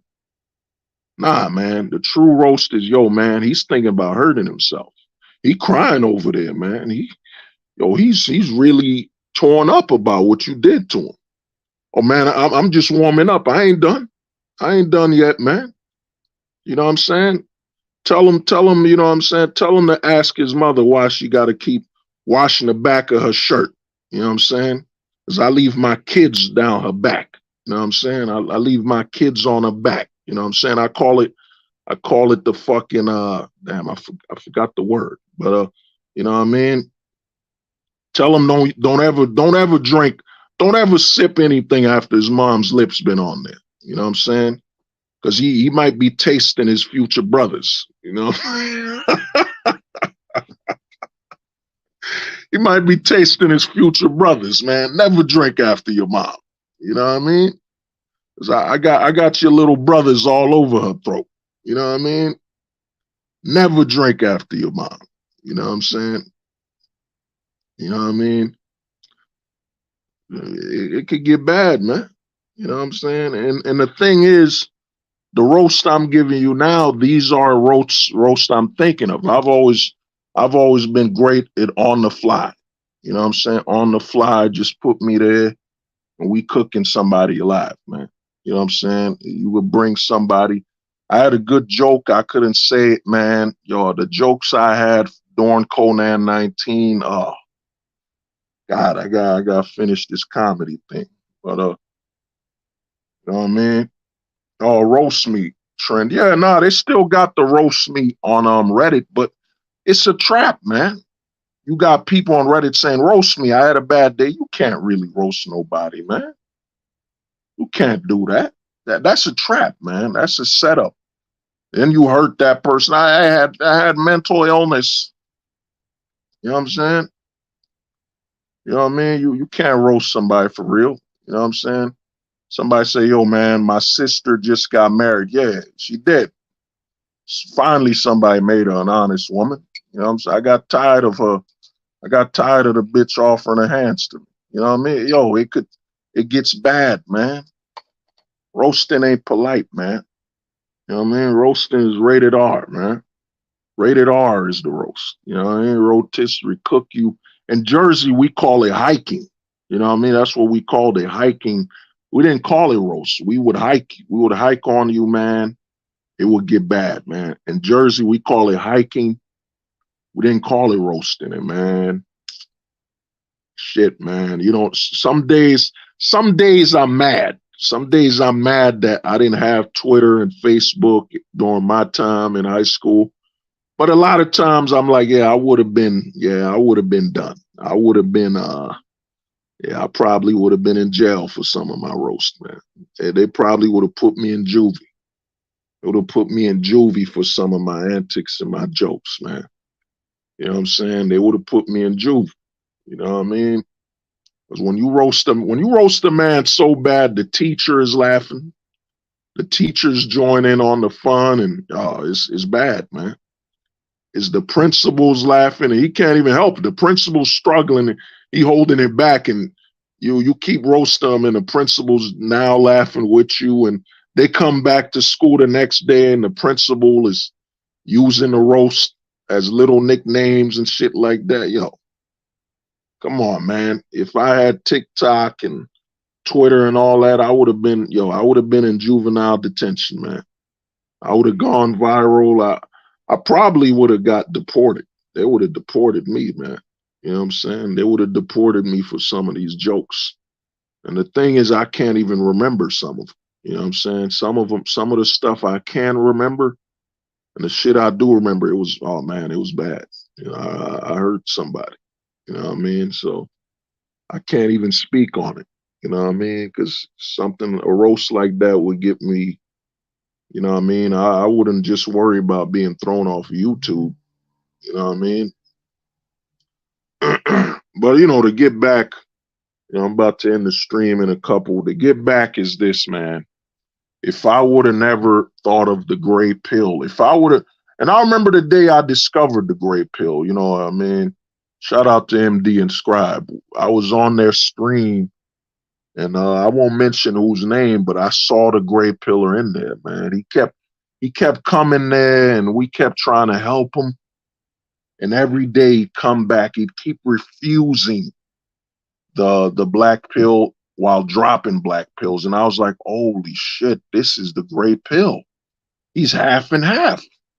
He's part-time with the black pill. He can't be full-time. He'll say, yo, man, you know, the women this don't like me because of this. And we'll point out, dude, man, the black pill, we already know there's no long-term future in anything. So what's the point? What's the point, you know what I mean, when you can't say nothing or do nothing? You know what I mean? I made a video on here called The Traffic Lights. When I tell guys, the future, men are no longer looking for red flags. If you're looking for red flags, yellow flags, you're a failure. You gotta look for the traffic lights. You know what I'm saying? Because men, you gotta move with caution. You know, you gotta look at it like you're driving a car, and you know what I'm saying? You're driving in caution. In today's society, men do not have green lights anymore, man. We live in a yellow to red light society. You know what I mean? The men are always moving with caution. You know what I mean?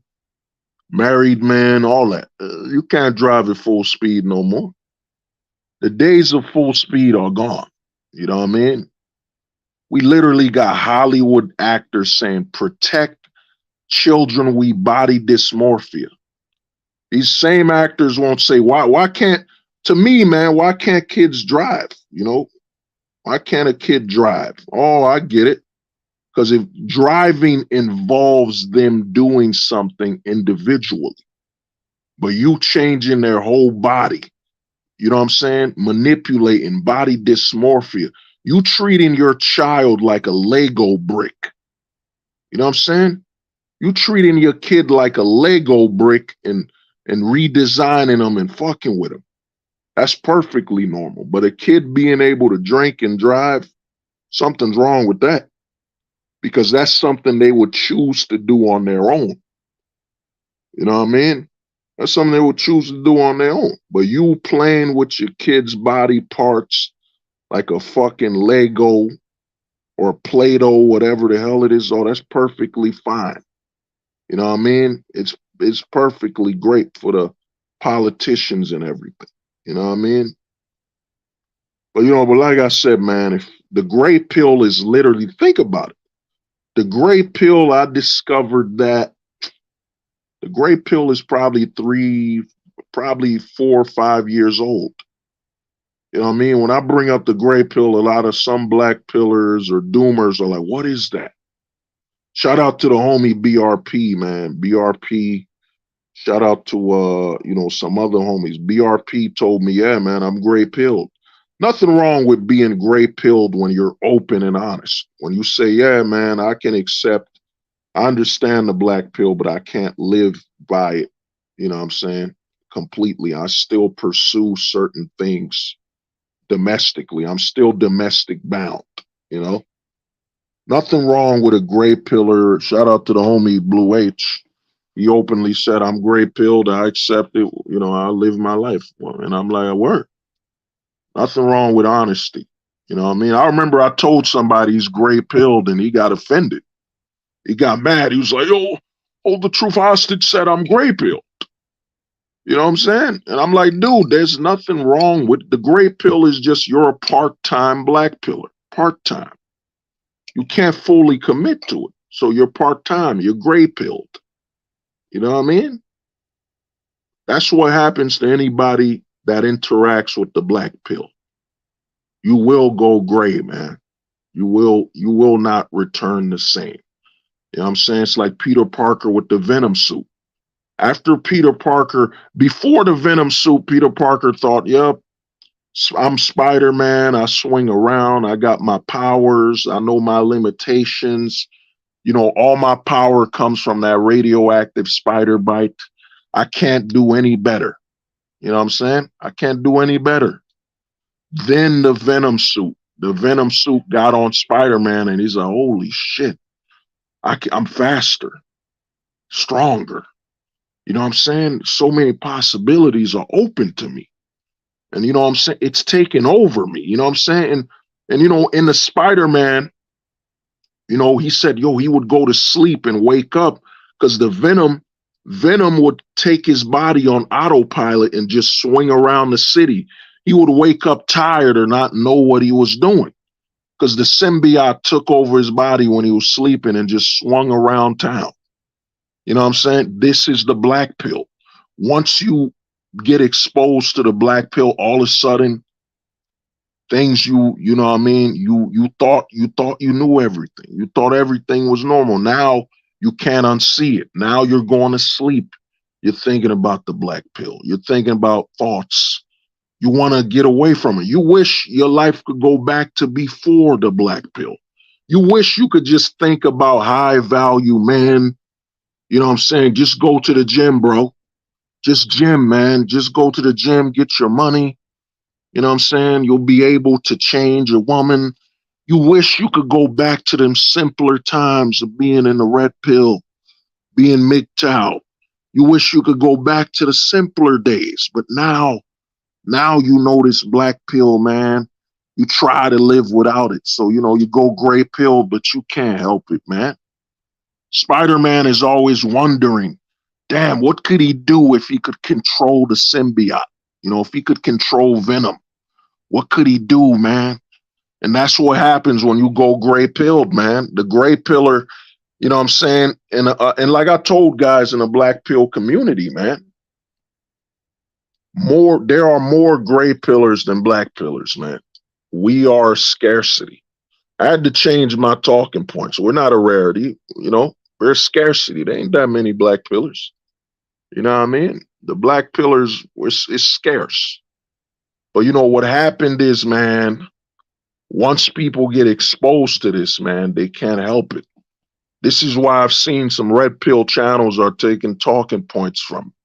They'll lurk under because most people, anybody with a YouTube account, you got an alt account. You know what I'm saying? I created my alt account probably 2 to 3 years ago. I used to just stay on one channel, you know, do what I do. But now I got me some alts, you know what I'm saying? And some of it's for business, you know what I mean? But I got some alt accounts, you know. So how many people got alts? You know, so people would watch your channel with an alt account, skim what they can, or even comment, leave messages. Yeah, what do you think? What do you think about that? You know, the gray pill, dude, the gray pill, man, the gray pillar is addicted to black pill content, man.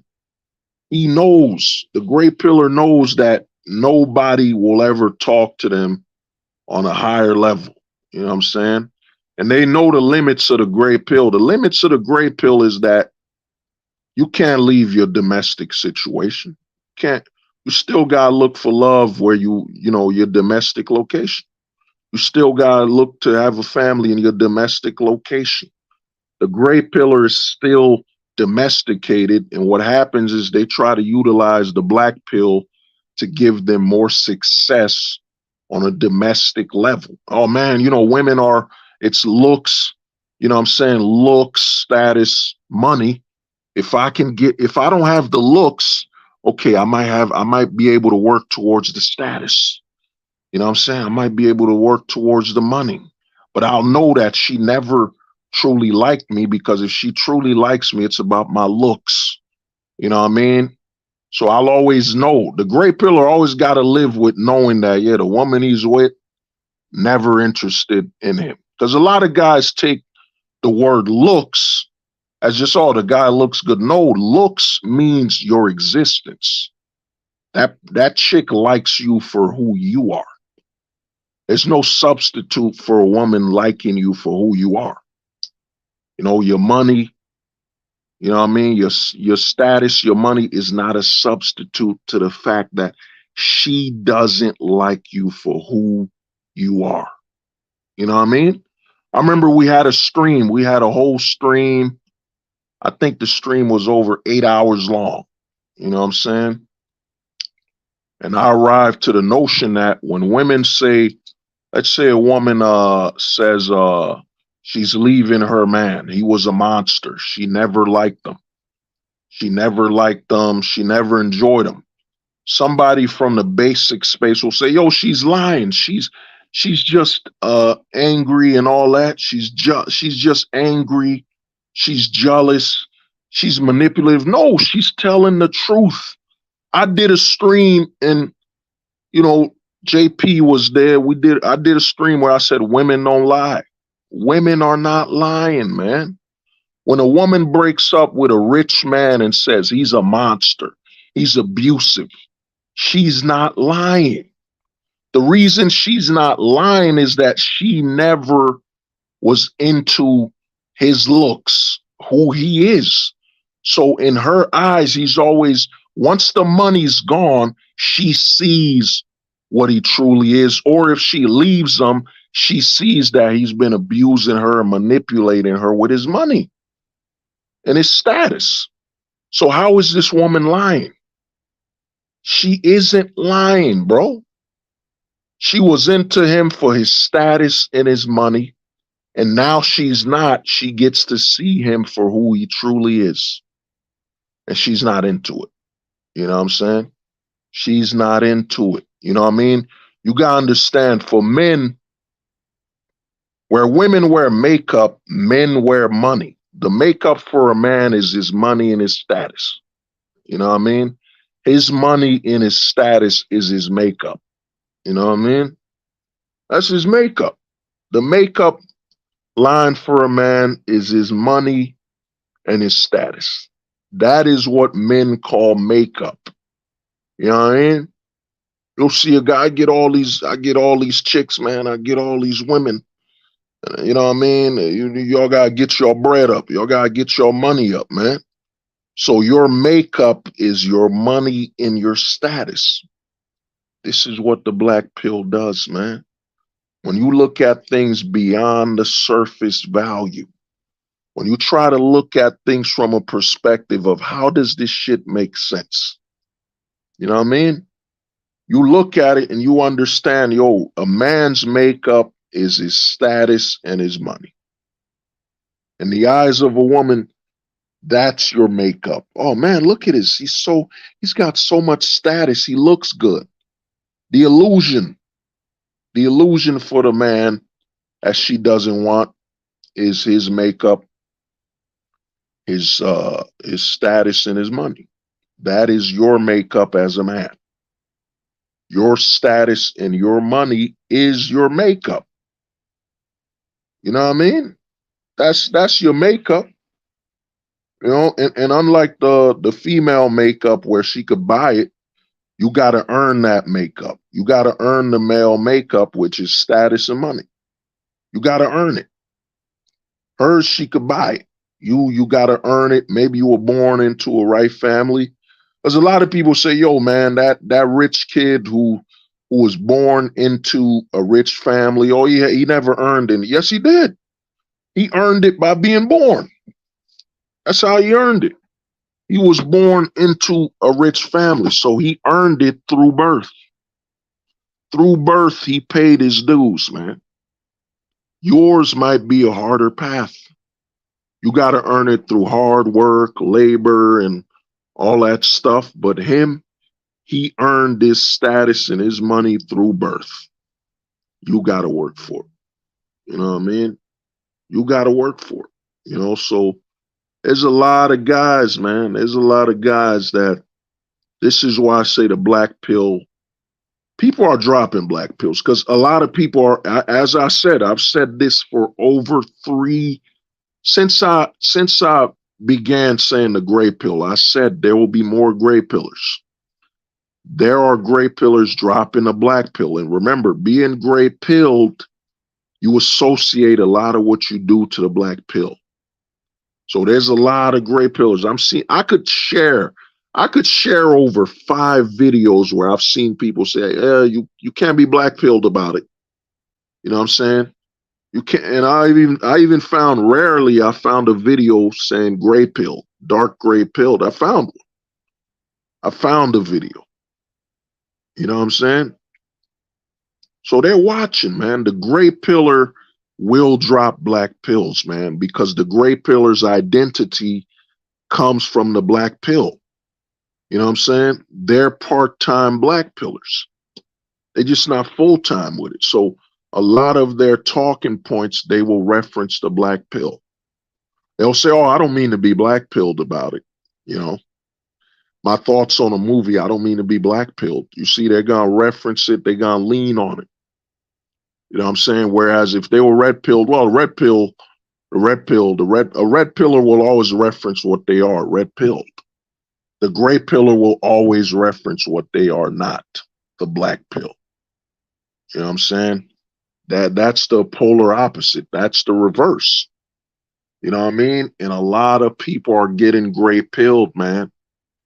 And you know what I'm saying? They're getting gray pilled or dark gray pilled. Some people are interacting with this black pill and becoming dark gray pilled, man, to where the black pill drives them towards self-destruction, or destroying others.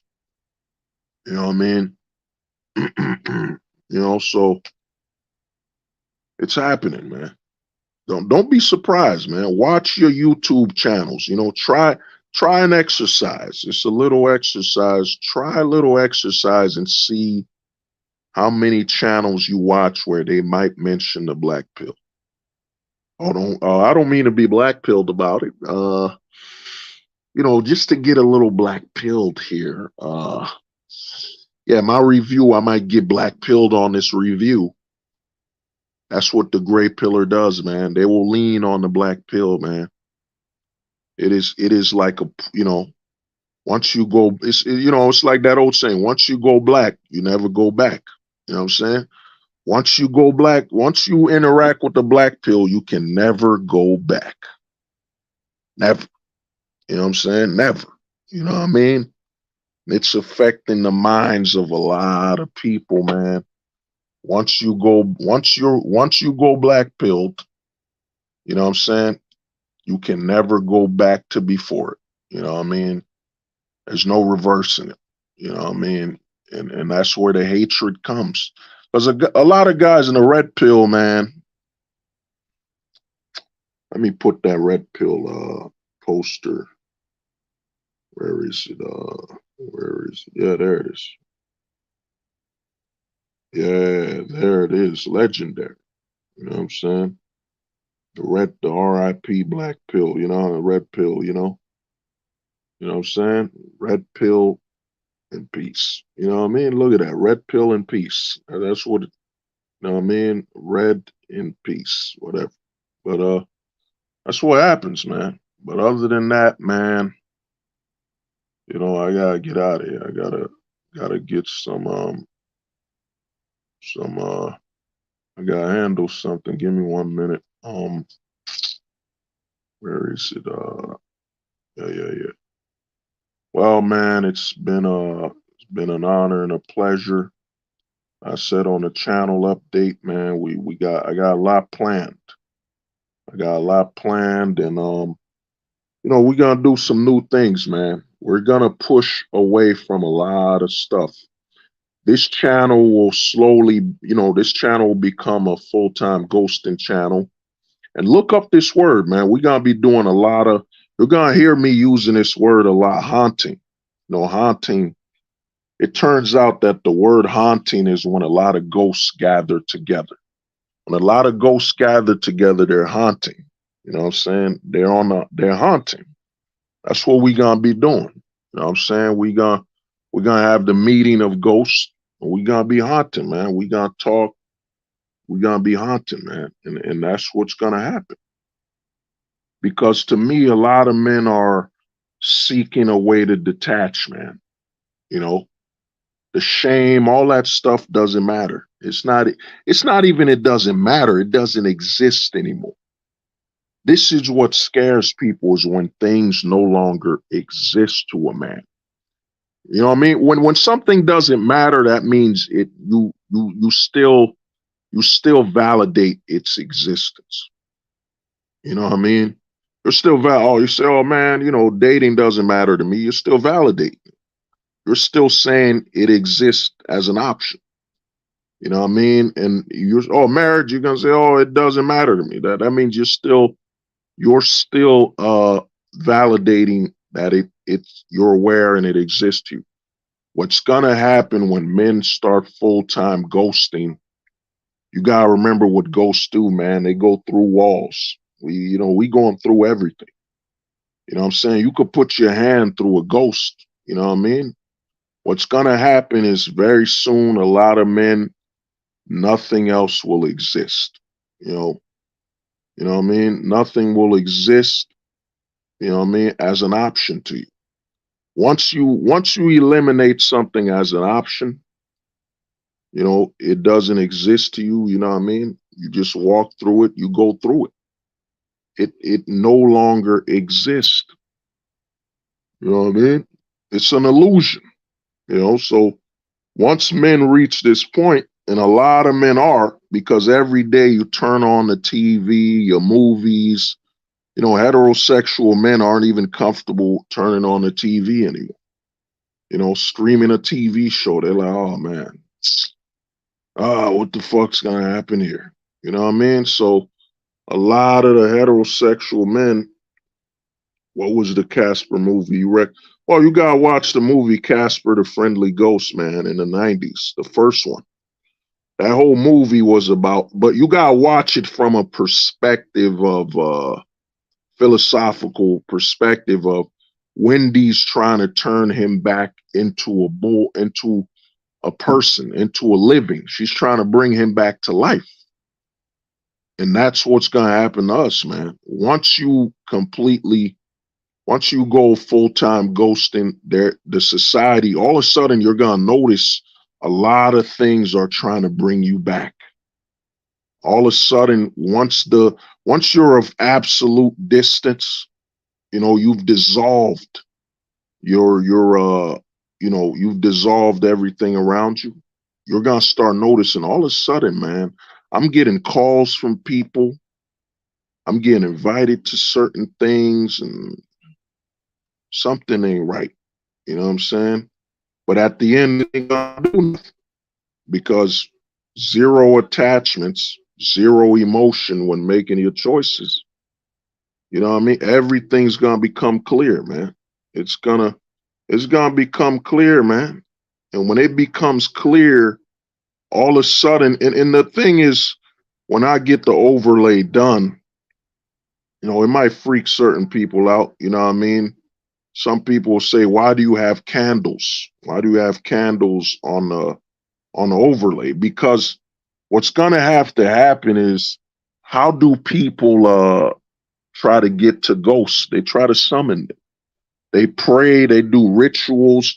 You're gonna notice that once you go into a full-time ghost mode, people will try to do rituals. They'll try to do rituals to get you back. All of a sudden they'll try to do rituals, man. You're going to be more calm and relaxed. They're going to try to do rituals to summon you and bring you back to the system, man.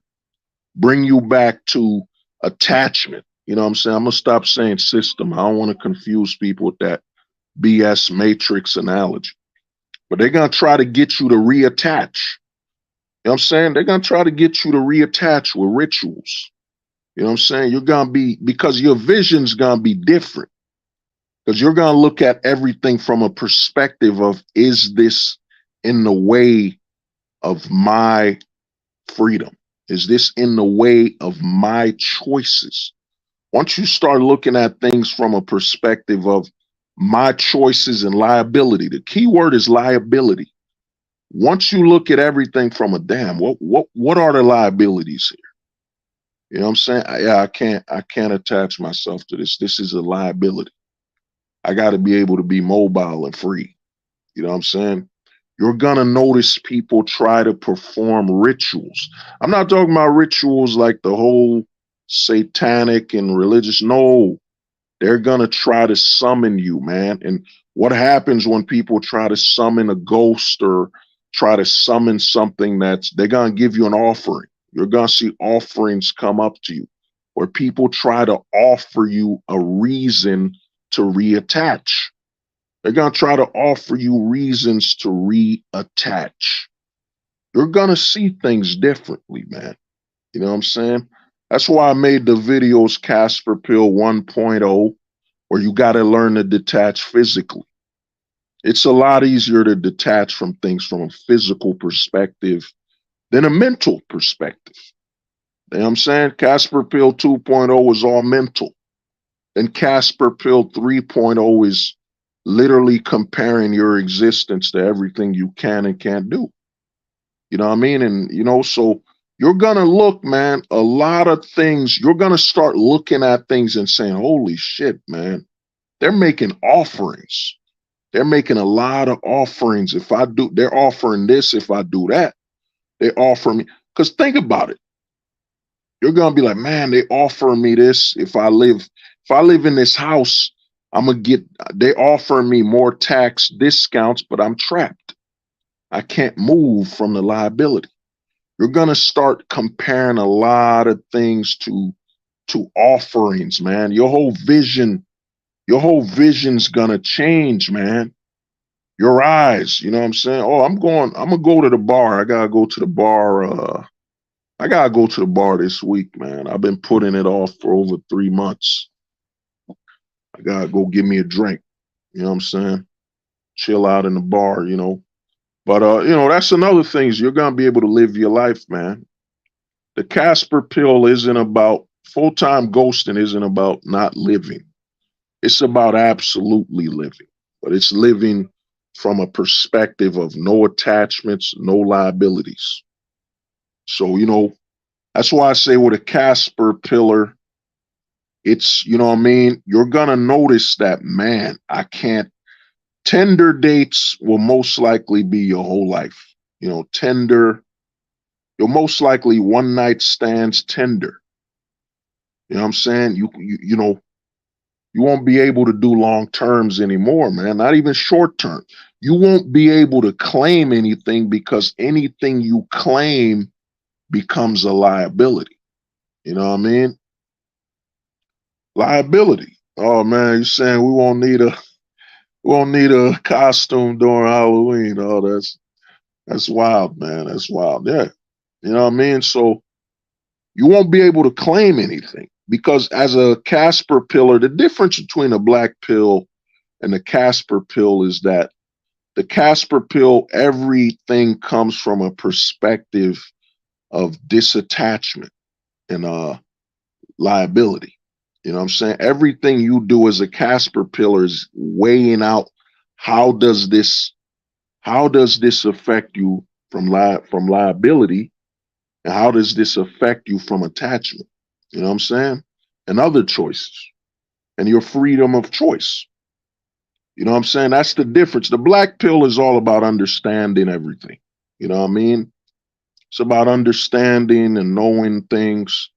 The Casper Pill is about remaining detached and avoiding liabilities. In thinking this way, you're going to notice that what isn't a liability, what isn't attachment, you know what I'm saying? When you start looking at your life like this from a point of attachment, liabilities, free choice, you're going to start looking at the world completely different, man. It's going to affect you, man. But it's going to affect you from a perspective of where, man, it's going to be a lot harder for people to reach you, man. You know what I'm saying? Yeah. Well, one night stands the only option. Yeah. You know what I mean? Well, that's what's happened. Because now with this online, like I'm on Twitter, man. I'm on Twitter. I don't really share this manosphere stuff on Twitter. Because the way I look at it, every social media is kind of different. You know what I'm saying? You don't want to have every identity and how you move the same. I treat Facebook differently than I treat Twitter. I treat Instagram differently than I treat Twitter, Facebook, and Instagram. You know what I mean? I treat them different. You know what I mean? I'm a whole different person on each of them. You know what I mean? You gotta remember, as a human being, you're multi-layered. You're multi-layered. You're not showcasing what they call that word, split personality. No, man. You're multi-layered, bro. Some people might see the rougher side of you. Some people might see the softer side of you. You know what I mean? You got the right to control it. You know what I mean? So to me, like I said, when, you know, I'm about to switch the channel up, and I think it's going to be more beneficial to men, because men don't even care no more. Men want to disattach. So many men have been burned, man. You know, whether they were on a date or school, whatever. So many men are literally just waking up every day, man. Their TikTok, their Instagram, their YouTube, all the messaging is just, you know, so anti-heterosexual male or so anti-male. And then the only thing you realize, like I said to guys, is you realize the only positive masculinity is a man risking his life or dying on behalf of his country. That's what it's become. That's what it's become, man. That's the only positive side of masculinity that the media, oh, he climbed up a burning building to save somebody. Oh, such a good man. Oh man, he's this officer, you know, shout out to some of the homies that's police, man. You know what I mean? Shout out to some of the homies, man. You know what I mean? I remember I had one of my homies, he became a cop. And I was like, oh man, you became a cop now, huh? And fresh donuts is all over your mind now, man. You know what I mean? I bet I could bribe you with a fresh donut. You know what I'm saying? Come with a fresh dozen. You know what I'm saying? See a cop just scratching his neck. Oh man, that's, whew, what is that, glazed? Now, you know my weakness is glazed now. You know what I'm saying?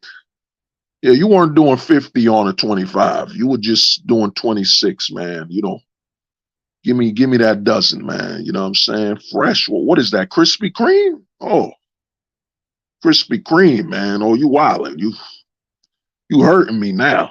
You know what I'm saying? Yo, man, you know, you good. You know what I mean? Take that Krispy Kreme, man. You know what I'm saying? Take that donut, man. It's fresh. You know what I mean? Fresh. It's glazed. You know, just donut is fresh, man. You know what I mean? And you know I ain't forget you. I got some coffee too. Fresh coffee, man. Come on. You can't fight it, man. You know what I'm saying? I know a lot of people, like, you know, some of the homies became cops and they're like, yo, I'd never become a donut eating, coffee drinking. And then they're like, holy shit, man. It's a part of being a cop, man. You know, donuts and coffee and a bagel.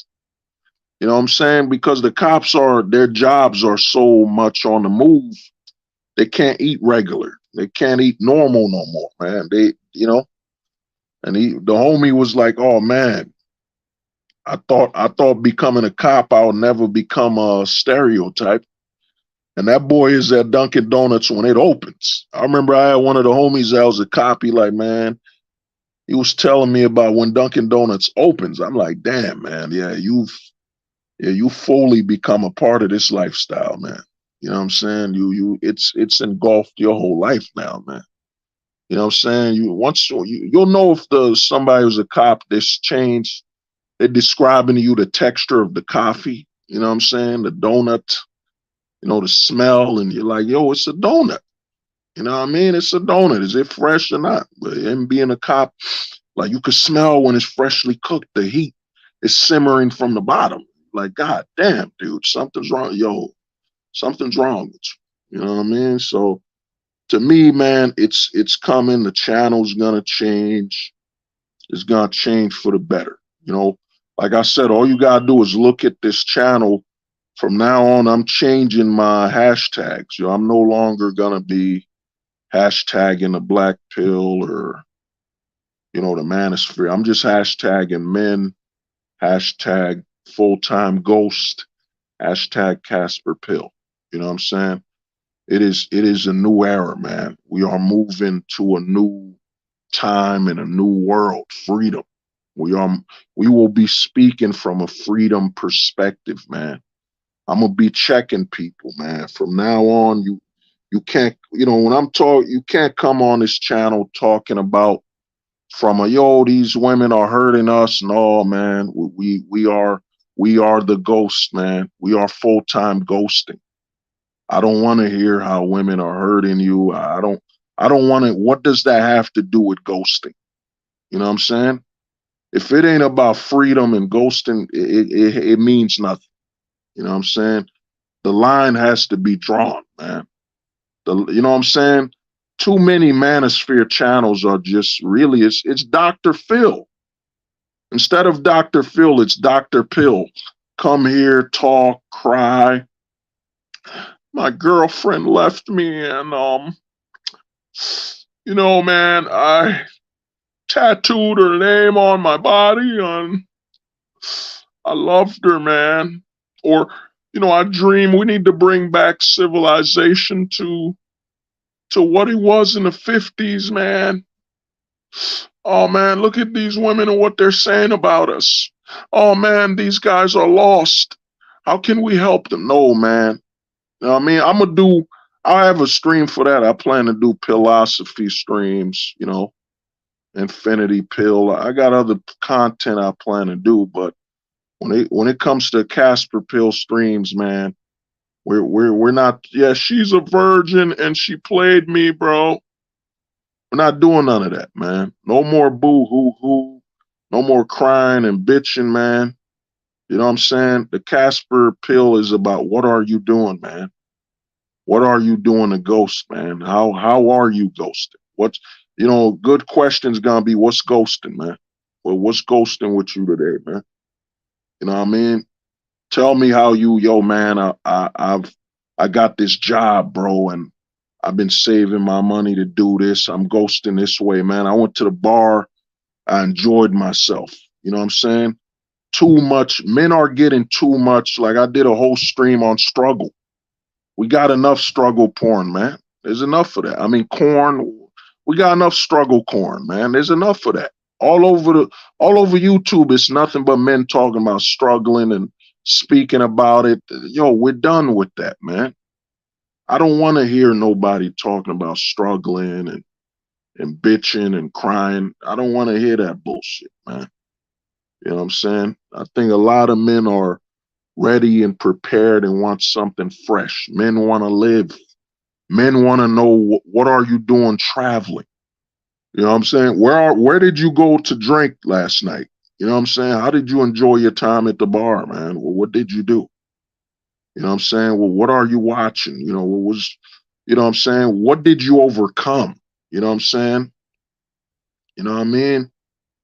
Men want to hear that. Men, we get enough, like you could turn on YouTube, the movies, we get enough videos and shit about men bitching. Just Pearlie's makes a whole living. Just Pearlie's things makes a whole living promoting men bitching. You know what I'm saying? And saying all this BS. You know what I'm saying? When she's never hosted a change.org or nothing. Men are tired, man. Men are tired, man. It is rotting us to the core, man. You go, you know what I mean? How do you go to work You come from work, then go back to struggling again, man. You know what I'm saying? Yo, men are tired, man. Men don't want to hear it no more, man. The manosphere has been, what is it? Manospherics, went crazy viral in 2014 all over YouTube with Sandman, Barbarossa, you know what I'm saying? You got the Red Pill, Rolo Tomasi, Kevin Samuels.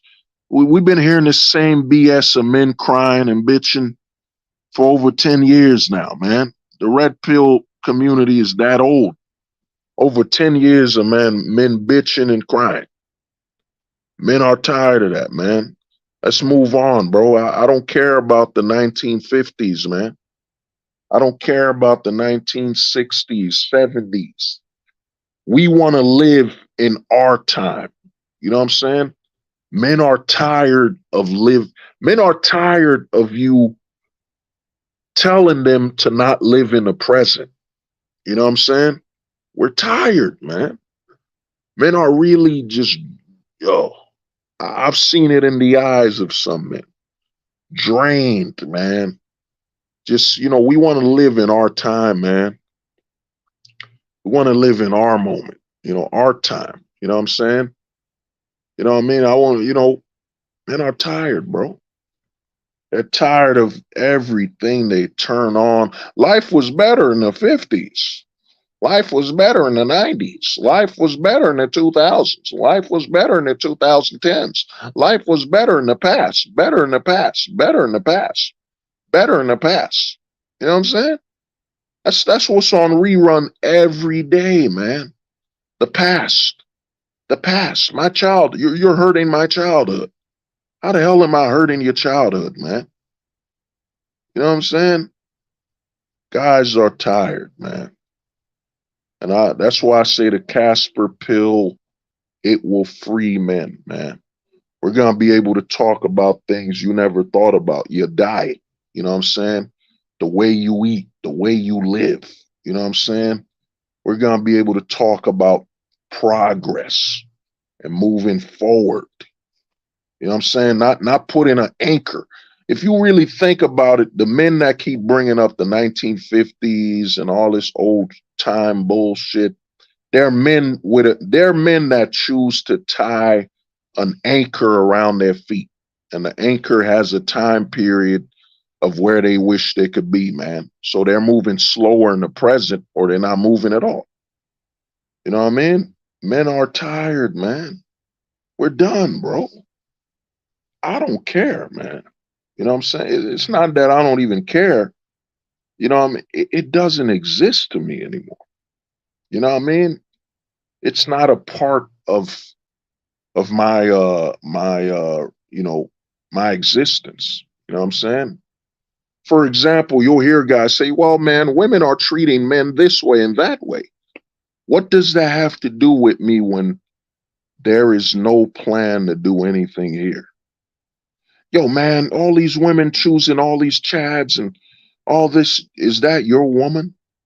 You know what I'm saying? And you can't even maintain a relationship anyway. So what value does this talking point have?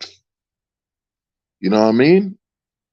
There's literally an NFL, Tom Brady. We need to build a statue of Tom Brady. Tom Chattington Brady. You know what I'm saying? Tom Brady literally looks like a comic book character. Superman of like the 1930s. You know what I'm saying? Remember when we used to watch them cartoons in the 90s where every hero had to have like a butt chin? You know what I'm saying? That was the sign you were masculine in the 90s. Oh man, he's got a butt chin. That's a man right there. That's who I want to grow up. I want to grow up to have a butt chin. You know what I'm saying? That was the 90s. Everything you watched, the main character or the main actor had to have a butt chin. Oh man, dude, when I grow up, I'm gonna have a butt chin. You know what I'm saying? You know what I'm saying? That's what we grew up in the 90s. Oh man, I grow up, I'm gonna have a chiseled chin and a butt chin. You know what I'm saying? It was like an accessory. Order now. You're not a man if you don't have a butt chin. Remember, every man, that's a leader. That's a great man. The women want you if you got a butt chin. You know what I'm saying? That's what we considered a Chad in the 90s. It was, oh, dude, that guy's gonna be awesome. He's got a butt chin. He's ahead of us, man.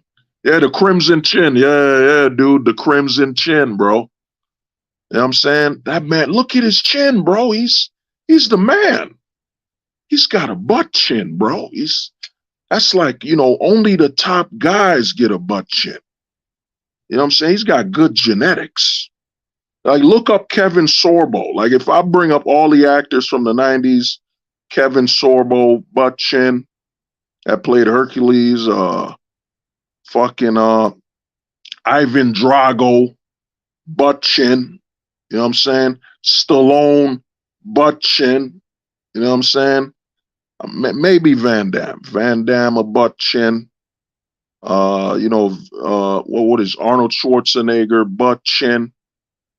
All the guys, George Clooney. George Clooney was like the GOAT of the butt chin. You know what I'm saying? George Clooney was one of them dudes where they just show his chin and you're like, oh, that's George Clooney. I could recognize him by his chin. That's George Clooney. That's just by his chin, I could tell, yup, that's George Clooney. You know what I'm saying? So to me, man, a lot of guys, dude, we don't want to hear about that, man. You know what I'm saying? Tell me about how you overcame poverty, or, tell me some stuff, man. Let's talk about your choices and how you move forward. No more, my girl left me. I don't care, man. She's not your girl anymore. So who gives a fuck? You know what I'm saying? She's not with you and you're still here bitching about the past, man. You need to shut the fuck up, man. You know what I'm saying? Oh, man, my girl is talking to a new guy. Dude, she's not. Stop using my. She stopped being my girl once she left you, bro. Stop bitching, man. You know what I'm saying? That's what we need in the manosphere. Tough love, man. Tough love and guys that'll be blunt. You know what I'm saying? In the 90s, it was strictly blunt, man. That's all they were serving you.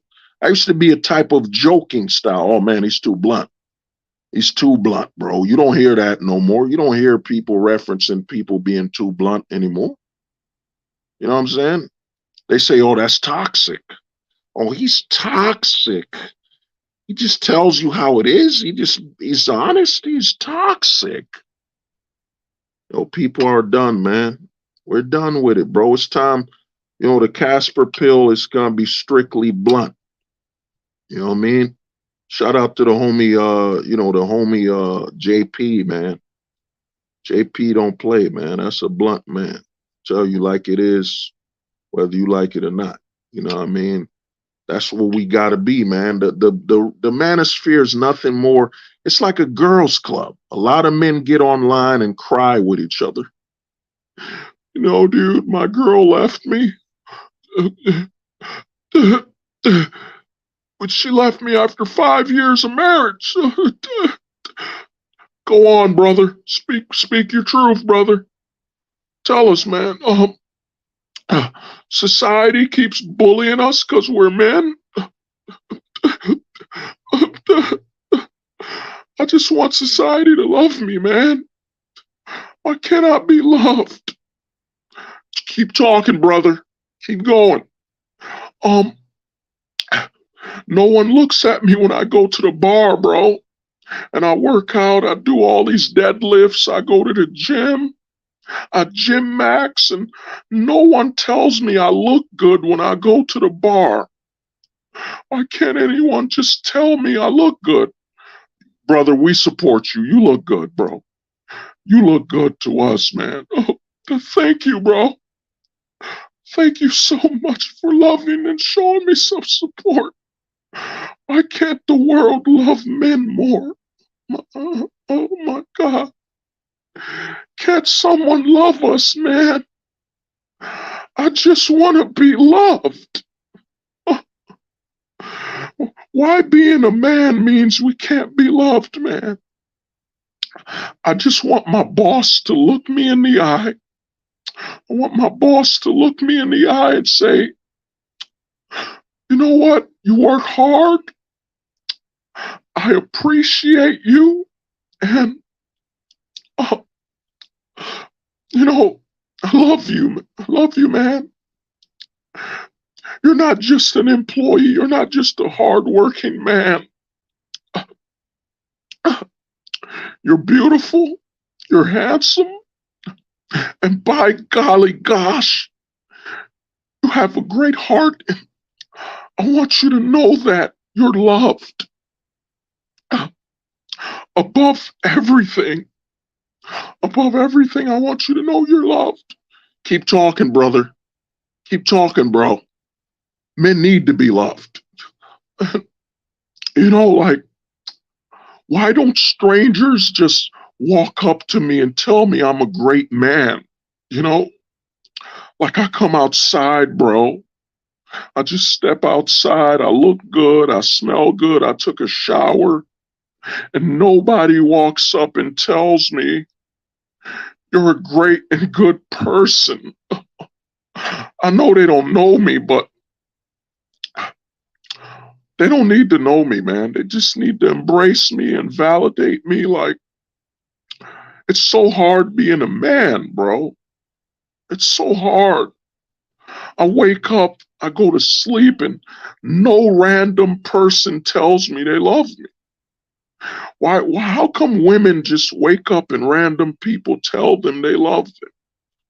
Oh, so you want to be a woman, don't you? I mean, I didn't mean that. I didn't mean that, bro. I'm a man. I'm a man just like you, dude. I'm a man, bro. I'm a man. But it would be nice. It would be nice to get compliments and be cherished and held, coddled. You know, it would be nice to be told I'm beautiful.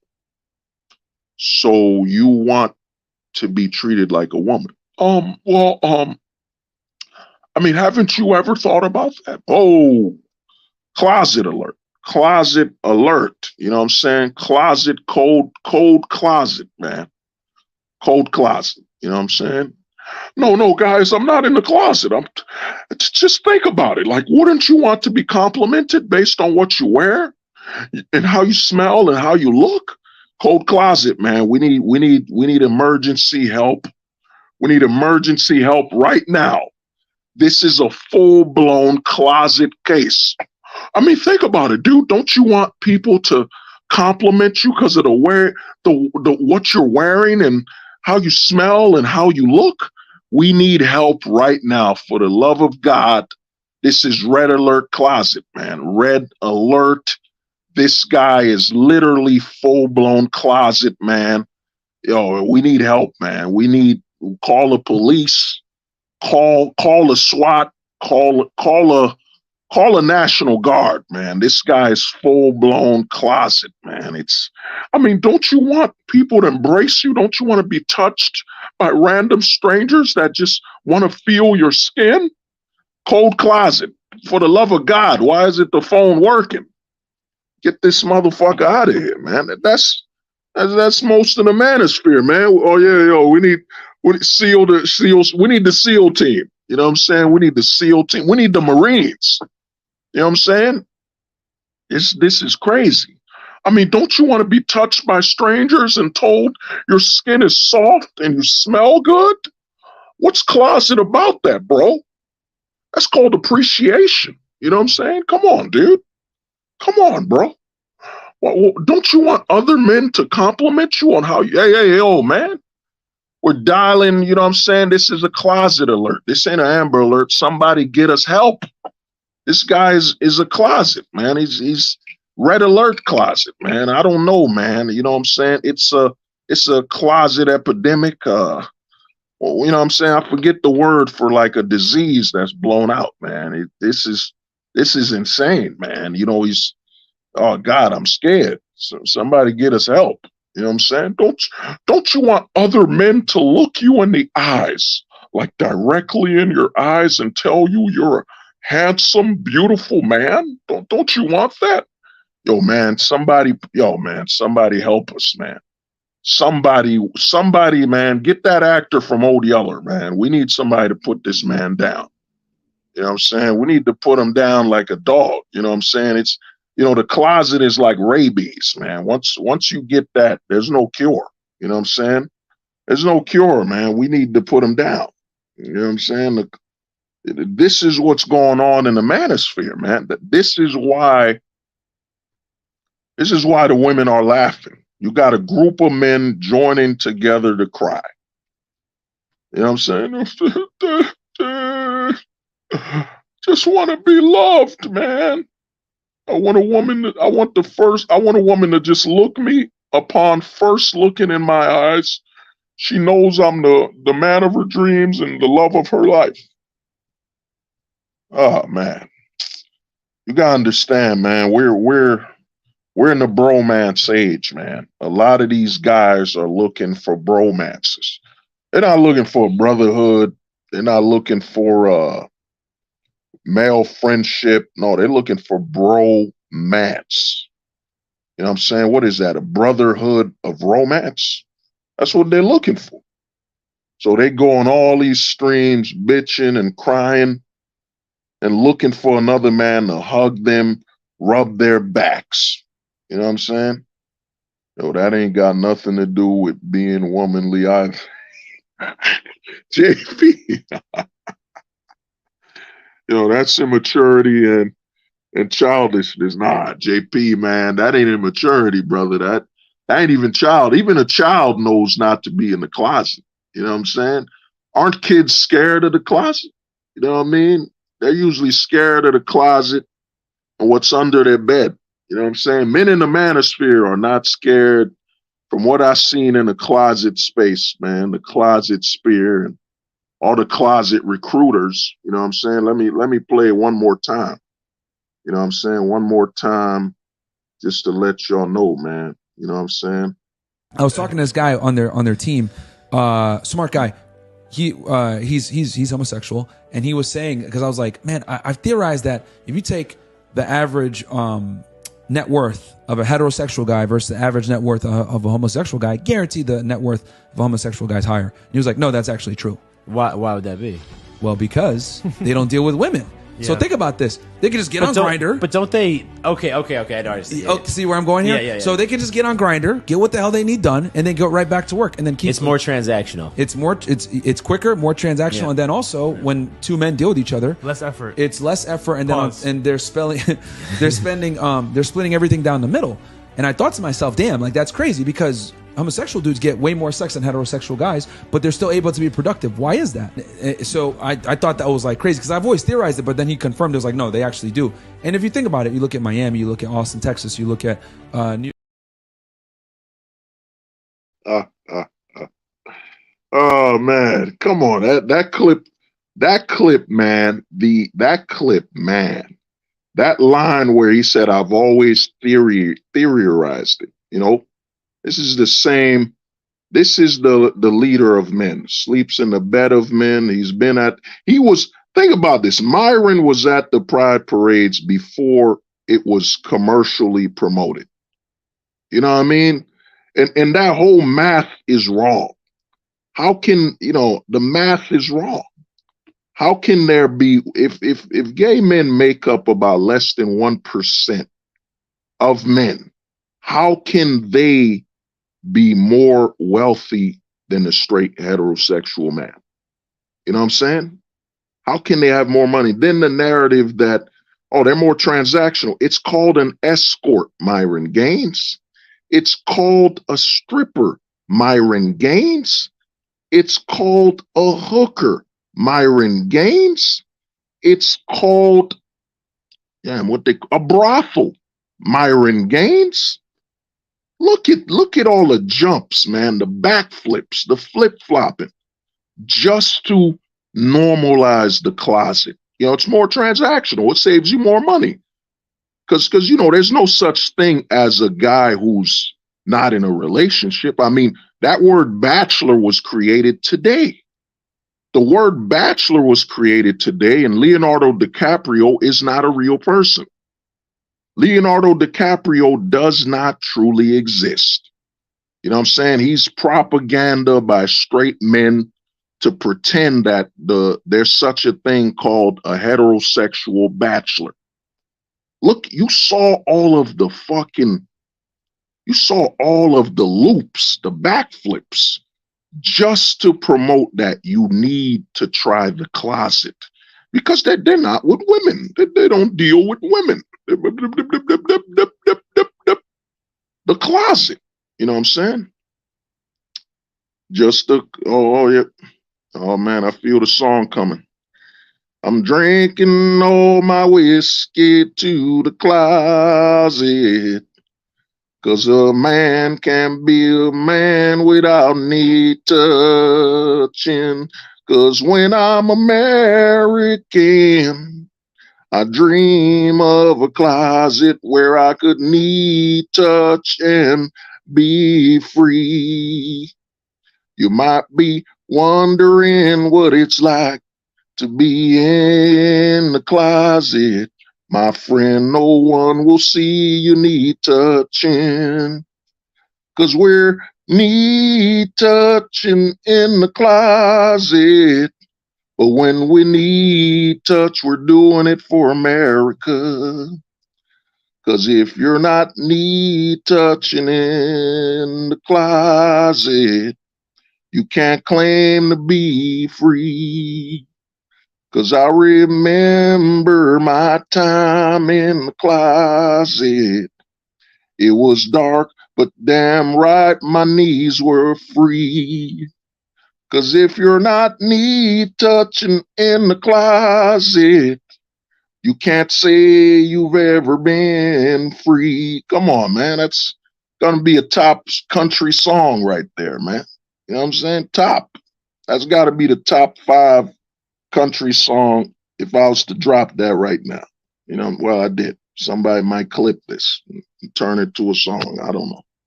You know what I mean? But yeah, dude, this is where we're at, man. I've been telling guys, you know, shout out to MD and Scribe. You know what I'm saying? When I first joined that stream a couple weeks after that, I've been telling guys, man, they see it, man. The heterosexual man is weak right now, man. You know what I'm saying? That's the most oh, look at that, JP. That's the most conviction I've seen Myron Gaines have. You know what I'm saying? The fresh and fit fake alpha persona is BS. You know what I'm saying? Me touching at the White House with Blow Obama. Yeah, I heard about that little video, you know what I'm saying? But that'll be something else, you know what I mean? You say the closet 3 times and Myron Gaines pops up.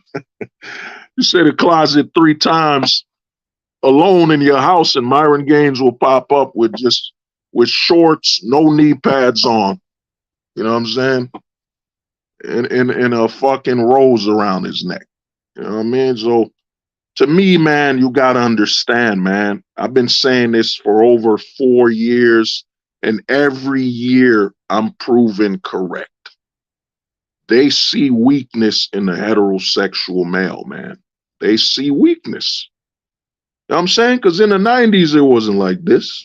You know what I mean? But you got to remember the 90s, you always got to remember to look at it from looking at how far removed from no-fault divorce in a family court we were. You know what I'm saying? In the 90s, it wasn't like this. 2000s, it became like, it was starting to grow, like I always say, you know, Queer Eye for the Straight Guy. Queer Eye for the Straight Guy was really the first face raiders. It was the first face raiding. It was the first, you know what I'm saying? I remember that show on TBS when it popped up, and I was like, what the fuck is this? The gay guys come to your home. They look at a guy straight up and down.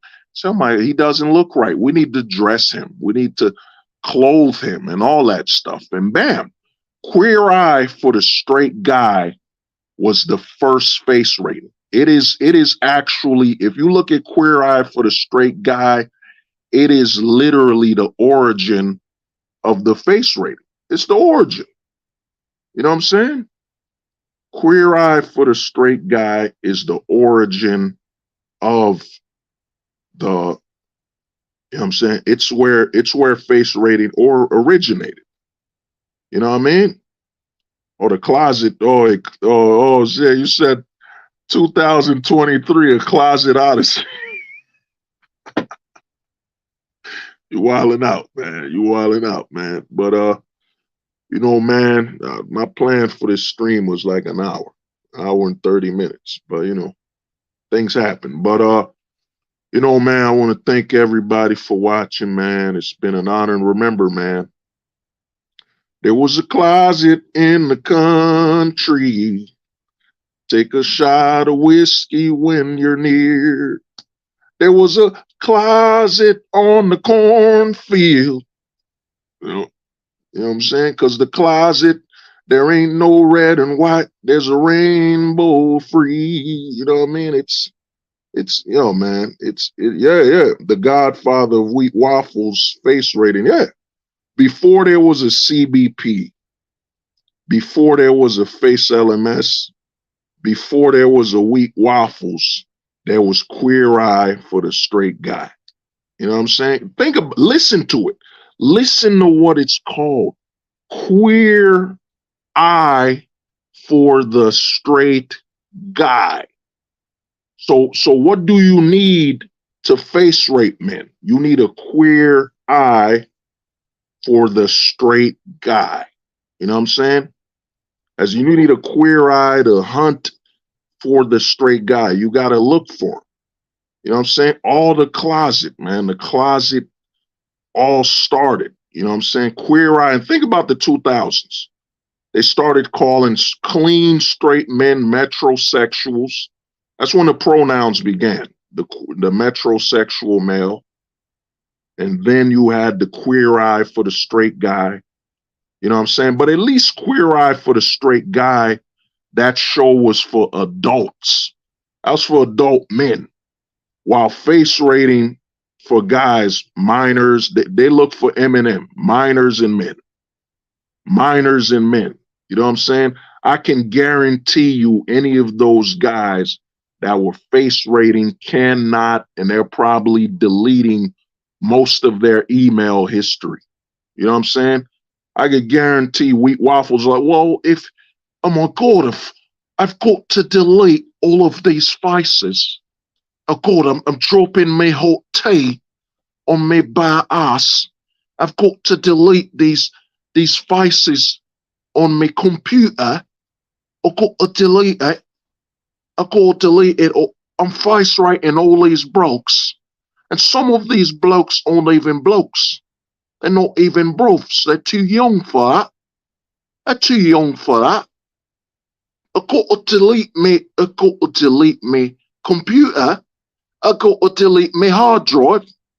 Let me call Andrew Tate. You know, he's a British bloke. He might know what to do. Well, what you got to do, mate, is just pour some hot tea on your PC and he'll delete all of the cameras and the footage. Oh, thank you so much, Andrew. So I'm going to pour the hot tea on my desktop and I'll delete all of the face rating files I've got. Thank you so much, Andrew. We blokes got to stay together. Right, we got to stay together. Right, bruv? We got to stay together. I know the Queen would not be proud that I'm face rating. I know the Queen would not be proud of me that I'm face rating young boys. I'm sounding like an American, young lads. I'm face rating young lads. I'm sorry, my Queen in heaven. Sorry, my Queen, that I was face rating young lads before they were broths and blokes. But thank God I'll just pour the tea on my desktop.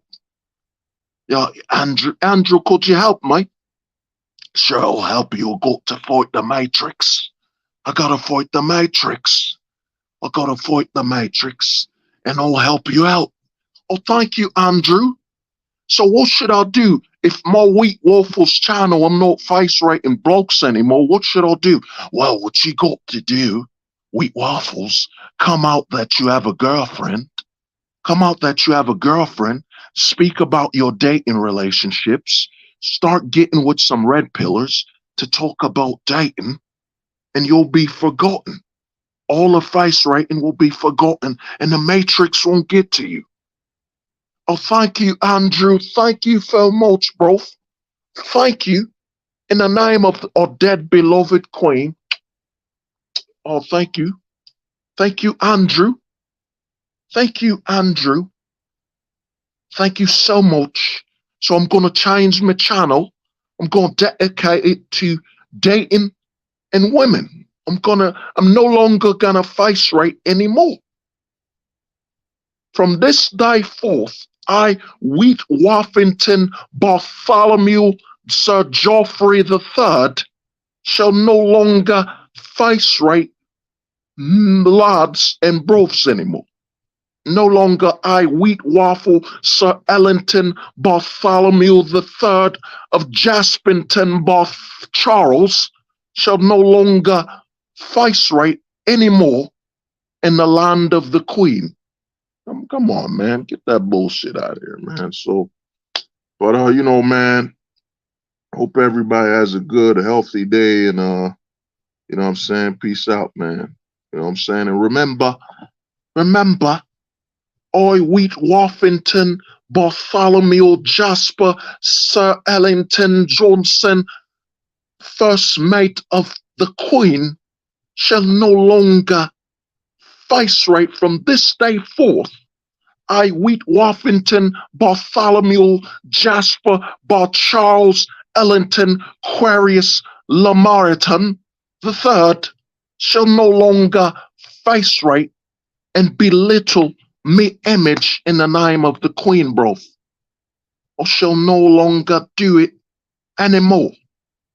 I shall no longer sip tea while face rating lads and bros. No more. I have changed my life. I shall no longer face rate anymore. I give you my word.